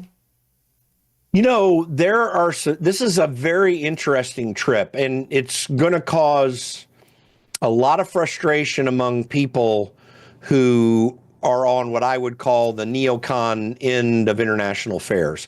Donald Trump is persistently and consistently calling for peaceful resolutions to everything that's happening in the Middle East. He's building connections, some of which are troubling to certain folks, even that are his supporters as conservatives, who don't like what's happening with these Arab countries in a general sense and are very supportive of Israel. I'm highly supportive of Israel. I think they need to be allowed to deal with these problems. But two things that need to happen. The less important one, but certainly significant, is that Hamas should never be able to control Gaza again. And there needs to be some resolution to that. This is what I support Israel on. The other thing that must happen for our future security is for Iran never to have a nuclear weapon. Now, some are saying the way to do that is for Israel to do strikes on the facilities to stop the uranium production that's taking place to the end of producing bombs. And I think there's some openness to that idea, but those strikes are not necessarily foolproof when they happen. They can happen, and it did work against Iraq back in the 1990s when they were attempting to enrich uranium. But there were a lot of lessons learned by these rogue countries like Iran since then, and you just may not get it all. There's a story about a facility that's like 300 feet down. You got to have that Moab get down to that, and it may still not be able to do it. The Moab, which is the strongest bomb in the world right now that we possess. But nonetheless, this is a challenge. I think Donald Trump is, in my opinion, taking the right course of action over there. Even with some of the things that people think is creepy, I think he's set the right tone. And if anyone, he is capable of getting the house in order over there, encouraging the proper countries to take the right stand in a way that he was unable to accomplish in his first term. It's a really complex, challenging situation, but in my estimation, as I'm watching this, I'm very pleased with what Donald Trump's been doing on this trip. Let's see here. And of course, we have people on radio today, and people on TV tonight that are not neocons. They're highly conservative people. Most of them are former Muslims who are Christians, and they're very upset. You know, they don't want to see President Trump shaking hands with the former leader or the current leader of Syria, who was, who's Al Qaeda and ISIS, and has commanded guys that have killed American soldiers. So, yeah, and I get it. I totally get it. We'll get into that more on Brennan House Live tonight. Well, by the way, I do have some concerns with the Syria thing, and I don't understand it well enough myself. So I just want to say that. But I think the general force of things here is very positive, and I think we have reason to let Trump figure out how to play this out. I think he understands what's at risk here. Let's go to. Well, here's one right here. Fox News star turns on Trump, says the Daily Mail, as he cozies up to terrorist regime with a strong warning. That's Mark Levin. So I'm not generally a big fan of Mark Levin for various reasons I won't get into now, I've done before. But I can see why Mark would be concerned about Saudi Arabia and Syria. He says they played a significant role in 9/11 slaughter of our people. I didn't hear the Crown Prince even apologize once yesterday for what they did to us. And I know the 9/11 families are reeling from this. And Qatar protected the leader of the 9/11 attack from the FBI before he was able to launch his war on America that killed our people. The debate about whether the plane is a legal gift is beside the point. Qatar is a terrorist regime that has murdered Americans. I cannot let bygones be bygones, and those Americans who suffered the consequences of what these monarchs did cannot either. I can't stop thinking about all the innocent people who went to work that day and were on those planes, and all the firefighters and police officers who died horrible deaths. As for Iran, if they get a nuclear weapon, that's on our generation, and our country will suffer the horrible consequences. These are terrorists. They don't think like us, and they don't love life like us. We must have the guts and wisdom to protect ourselves. Well, I can understand that. As to Iran getting the bomb, again, I think they already got the bomb. The question is, do they have the delivery mechanism? You know, but I think Peter Vitz-Pry already convinced us from this news desk in this room that they have it. The question is how many, and now do they have the capability of delivery? But again, I don't agree with Mark on some things. But I understand his position here. I have to say, I absolutely do. Yeah, I'll tell you this. I do believe Iran's already got uranium material, probably. I mean, I don't know this for a fact, but there's a very high likelihood they've already got the material necessary to deliver some bomb, even if it's just a dirty bomb. Sure. So, but that said, listen, my disagreement with Mark Levin on this, I personally like Mark Levin in a lot of ways, but when are we going to take a different path than constantly throwing American troops all over the world? I don't know that we have had any success rationally in stopping much of this. Like, I think the Israel strike on Iraq's attempt to get a nuclear weapon, that was effective and it stopped something. But the fact is that we have been expending American lives and dollars for decades now in the attempts, in so-called attempts to stop all these things, and it hasn't worked. It hasn't stopped this progress. And what I see Donald Trump doing on this trip is providing some progress. I think that these countries, I mean, in Saudi Arabia, and I have my misgivings, but you know, the people who pushed, and I do believe that Saudi Arabia had something to do with 9/11, but the people who pushed that have been somewhat cleansed from, excuse me, from any power in Saudi Arabia. And that's not entirely the case. My point here is that try the diplomacy. Donald Trump is perfectly willing to bomb Iran if it really comes to it, honestly. He said that. He said nothing less than that in his speech in Riyadh yesterday. So I'm convinced Donald Trump understands what's necessary to stop this outcome. But he's taking an approach that is very challenging for people, and it's got Mark Levin apoplectic, and I understand from Mark's perspective why he is. I just think that this is something that we can attempt, and we need to figure out how to stop constantly going to war. And if there's anyone who can help us get out of that paradigm of war, it's one thing to go to war, but this paradigm, it's Donald Trump. So I'm willing to ride this out, and frankly, I think it's closer to the right approach anyway. I totally get that too. And, you know, I know it seems as though Mark wants to bomb Iran. Boom, boom, boom, let's do it.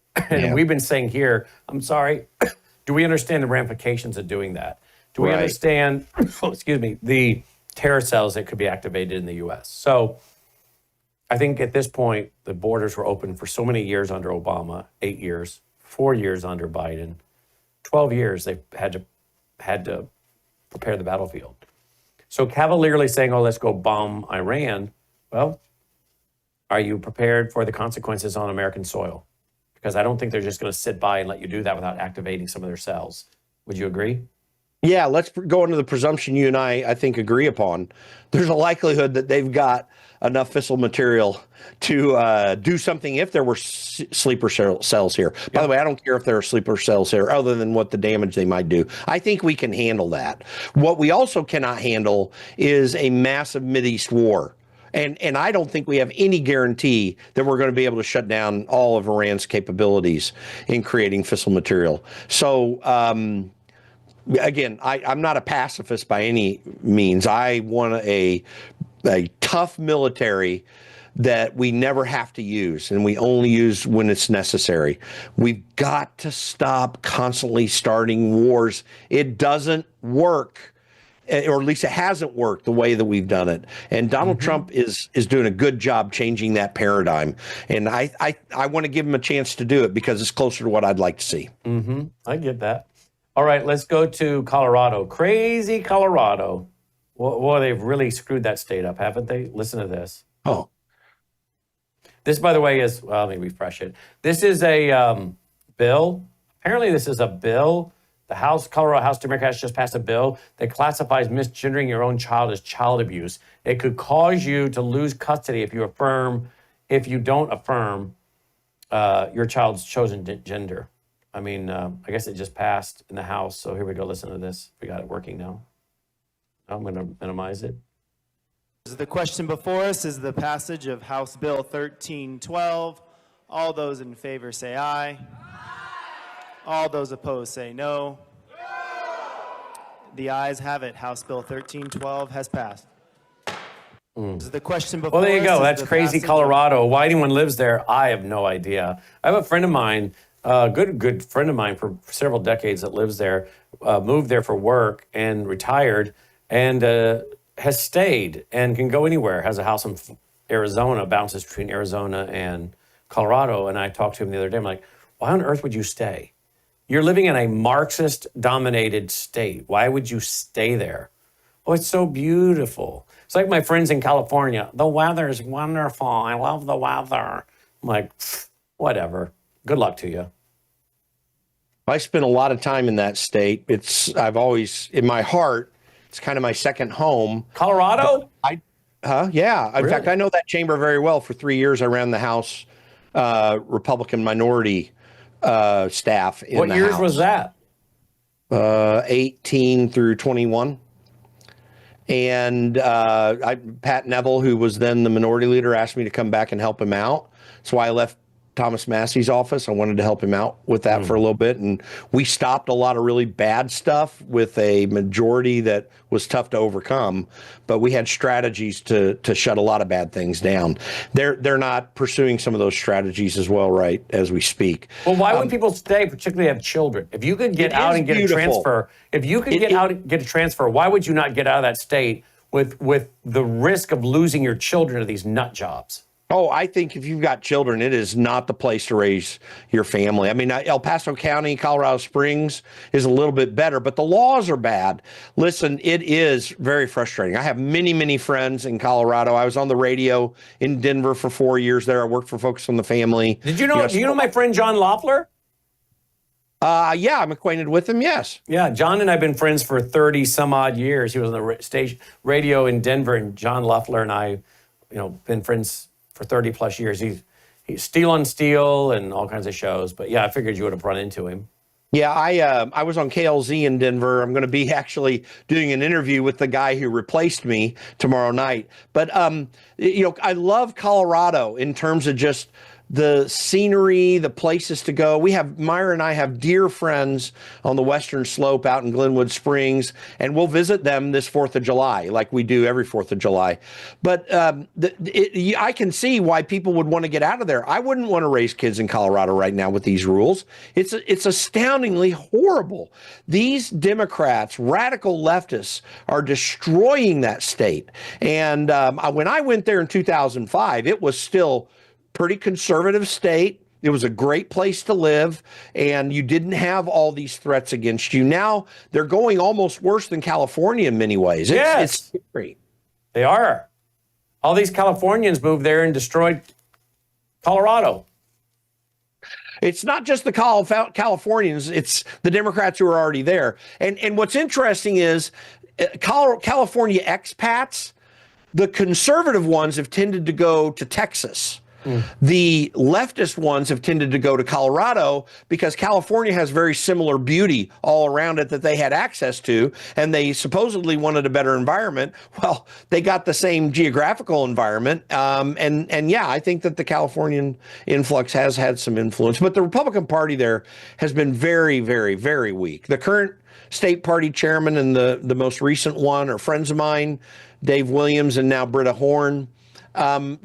We'll see. Republicans are just really weak, and this is what caused the downfall also, is a poor response from Republicans. Why are Republicans so weak and so many Democrats are so committed to their cause? They never give up. They keep going to the point of stupidity. But Republicans, why are we weak? Why? We have the truth. It is the truth. Why do we have to apologize or weaken unless they are Democrats posing as Republicans, or are they people that have convictions but they don't have courage? Are we lacking masculinity and courage? Are we people that are afraid by people calling us names? Why are Republicans across this country so weak? Because in my opinion, but there are a lot of reasons. One of the big ones is the consultant class that dominates the Republican politics, particularly at the federal level, but it weeds down into the state level. There's hardly a GOP state party that I would say is very effective or any good at anything they do, much less stand for what we understand to be Republican principles of conservative government. But another big problem is the nominees that we have typically for president, from Bob Dole to John McCain to George W. Bush. I mean, these are, and Mitt Romney, these are people who have not been committed to conservative principles. They've been committed to the Washington elite class that Republicans connect into. You know, a lot of people talk about the fact that in D.C. it's the uniparty. And there's a lot of truth to that. I mean, Donald Trump's shaking it up right now, and it's a little bit better at the moment in Congress, but not much better. But the consultant class in Republican politics really grabs what's taking place. They make a lot of money because people run, and they don't tend to care win or lose because they're going to become wealthy no matter what. The consultant class problem was huge in Colorado. Unfortunately, a guy who governed as a pretty good governor in Colorado was Bill Owens. The problem is he brought the consultant class into Colorado. And explain to our listening friends the consultant class. What do they tell the Republicans? Oh, you need to moderate. You need to be a little more gentle. They do that. And the other thing they do is they say, hey, you better lock up really quickly your television ad person, you know, on campaigns that have television ads, because you know, when it gets closer to election, you're going to have a problem. Well, what's really happening there is any campaign that can raise a lot of money, you've got all the ad people, they get money for the production of ads, and they get a 15% cut typically on the placement of ads. So if you're a congressional campaign doing $500,000 or $1 million in television ads, then that's already right there $150,000 that goes to the consultant just on one congressional campaign. On the national level, it can mean tens of millions of dollars. So that is really what drives it so much. The Republicans have neglected grassroots politics because there's no money to be made in working on boots on the ground. The money is made on the TV ads, and then the consulting fees that can come in. You look at the Republican National Committee, and historically for the last few decades, you know, or the NRCC. I mean, I saw this constantly too. You have these otherwise, you know, naive people. They might be very good people and capable, but they're too naive when it comes to this political thing. So they run up to the NRCC if they want to run for Congress, and they won the primary. Hey, can you help me out? The NRCC puts one of their own campaign managers in there, and then all the consultants that are the preferred ones of the NRCC end up being connected through that campaign manager, and then everyone makes their money, and win or lose. I mean, if you spend $1 million and lose, the consultant that doesn't hurt them. They just keep doing the money, and they keep getting the money, and they're going to just go on to the next campaign that will win or lose, and they're going to make the money just the same. Wow. It's really a vicious cycle. Indeed it is. NBC News is reporting top Iranian official says Tehran would forego highly enriched uranium and nuclear deal with Trump. So it sounds like they're ready to get to the table if sanctions will be released. So he hasn't even gotten back home, and it seems like it might be working. The one thing about Donald Trump that is unique, because if you get into this thing of trying to negotiate with people, you typically have people like a Joe Biden or further back a Neville Chamberlain, who will give away the store just for someone to sign something to say, we want peace. Donald Trump's a lot different. He's like, hey, I want peace. I want your country to prosper. I'm also going to blast you, the living crap out of you, if you try to do, he has a very big stick on the backside of his negotiations. That is the way to do negotiations when you're trying to get for peace, because there are dangerous people out there, and Iran is dangerous. Now, this will still be touchy because these are people you just cannot trust. But Donald Trump knows that, and he knows how to threaten them in the right way, and maybe he'll be able to move things in the proper direction thereafter. Now, Mark Levin probably doesn't agree with that. Yeah. But Ed Martin, by the way, was the D.C. U.S. attorney until noon today. Ed Martin is now the weaponization czar and the DOJ pardon attorney. And I am being told that he will be on with me, I should say, on Friday evening on Brandon House Live. But I'm thankful that at least President Trump picked him up. A great man, Ed Martin, made him weaponization czar and DOJ pardon attorney. The music's playing, but 10-second comment. Yeah, no, I know Ed for a lot of years. Fantastic guy. And he's going to serve the president well in this position in any place he can put him. Jim Paff, theconservativecaucus.org, theconservativecaucus.org. All right, thank you, Jim, and thank you, folks, for watching. And again, we'll be back here tomorrow night with my co-host, Jim Paff. Take care.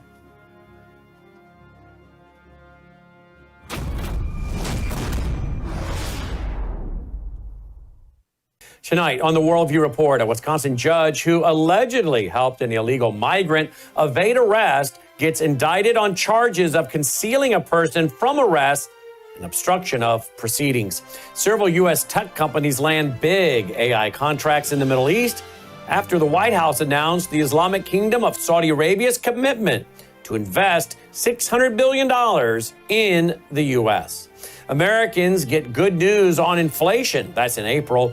And we'll take a look at what that means for the Trump economy going forward. The manufacturers of Roundup and other cancer-causing pesticides get shielded from all legal responsibility in a second American state. Is this part of a trend? And a handful of Republicans are threatening to derail the upcoming budget reconciliation bill if it does not include federal funding for the nation's largest provider of abortions. All these stories and more as the Worldview Report begins right now.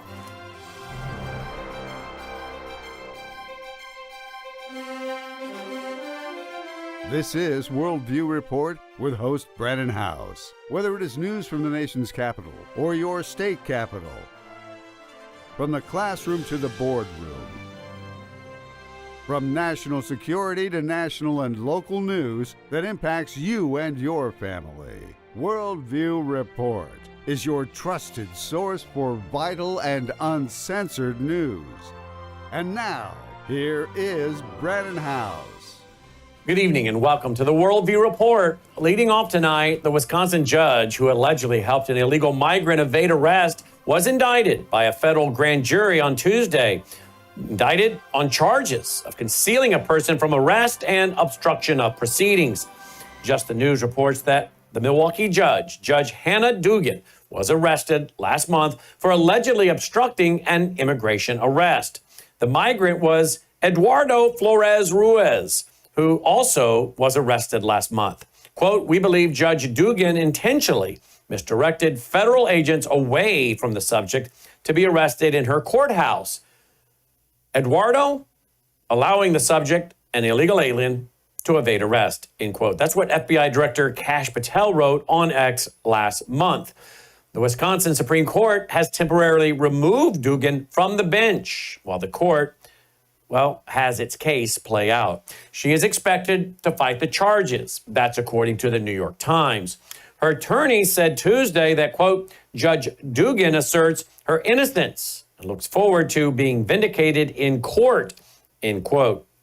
Dugan allegedly helped Flores Ruz and his attorney escape from federal immigration officers on April 18th after learning that he was in the country illegally and that the officers were waiting to arrest him after his court appearance.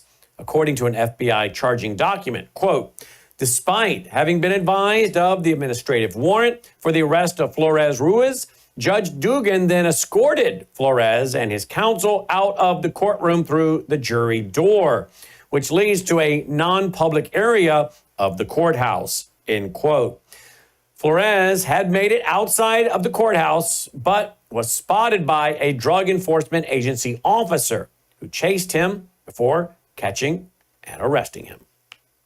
Zero Hedge reports that several U.S. tech companies announced big AI deals in the Middle East after the White House announced Saudi Arabia's commitment to invest $600 billion in the U.S. Among the largest deals, NVIDIA will supply 18,000 of its cutting-edge Blackwell chips to Humane, an AI startup company just launched by Saudi Arabia's Public Investment Fund. Tuesday's announcement comes as part of the White House's Gulf Tour, which includes President Trump and top American CEOs, such as Sam Altman of OpenAI, Elon Musk of Tesla, and Larry Fink of BlackRock. Humane CEO Jensen Huang told the audience at the Saudi U.S. Investment Forum in Riyadh on Tuesday, quote, I am so delighted to be here to help celebrate the grand opening, the beginning of Humane. It is an incredible vision, indeed, that Saudi Arabia should build the AI infrastructure of your nation so that you could participate and help shape the future of this incredibly transformative technology, end quote. This is Saudi Arabia's AI company, he said, and the U.S. companies will be heavily intertwined with it. Watch this. Congratulations, Tarek. Yesterday was the announcement, the grand opening of Humane. Thank you very much. We're delighted to partner with you. It was I'm honored and delighted to have watched you form Humane, and now this is Saudi Arabia's AI company. Congratulations. Thank you very much. And maybe we should share with everybody one of the most important things. In building any AI company, you need the foundation and the infrastructure. And this infrastructure really relies very heavily on advanced chipsets and accelerated compute. Today, we are announcing that we're doing a 500 megawatt deployment with NVIDIA. It's a really, really big initiative for the kingdom. And I wanted, Jensen, just to give you a thought and idea about the innovation that NVIDIA is bringing to Saudi Arabia and to the global AI ecosystem. You want me to talk about this? Yes. So this thing is sitting over here. I don't know if you guys could see it. It weighs too much to pick up.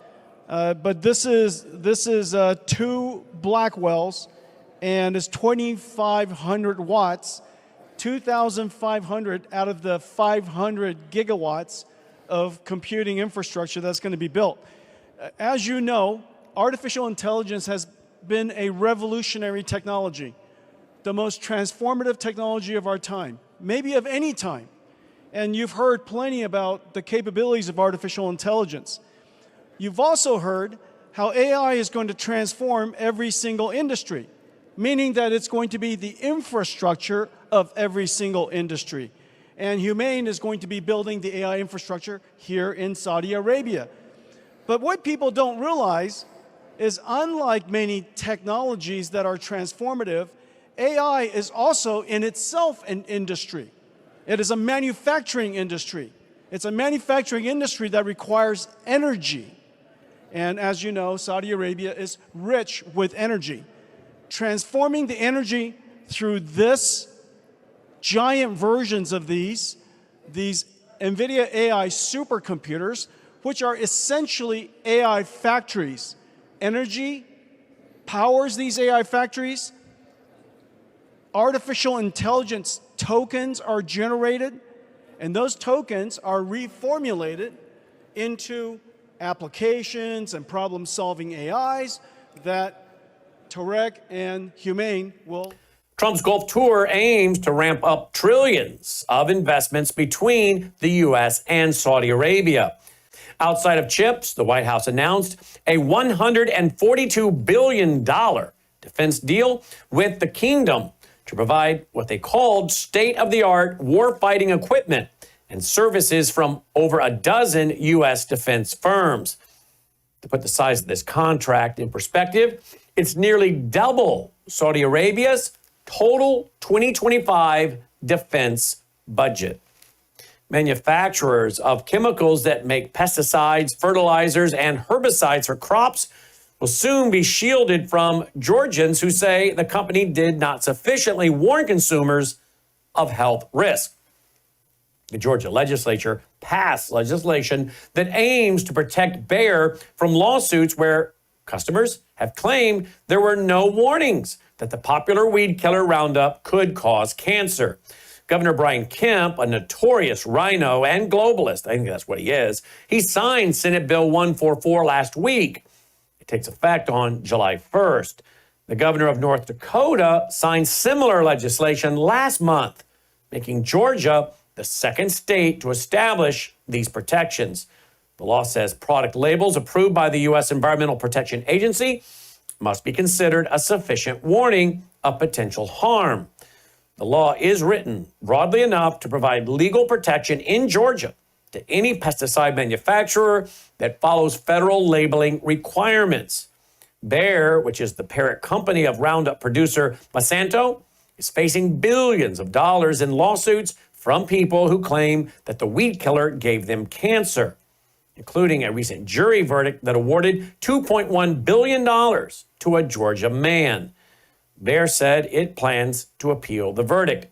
Critics of the law argued that it would make chemical companies unaccountable for the harm their products might inflict.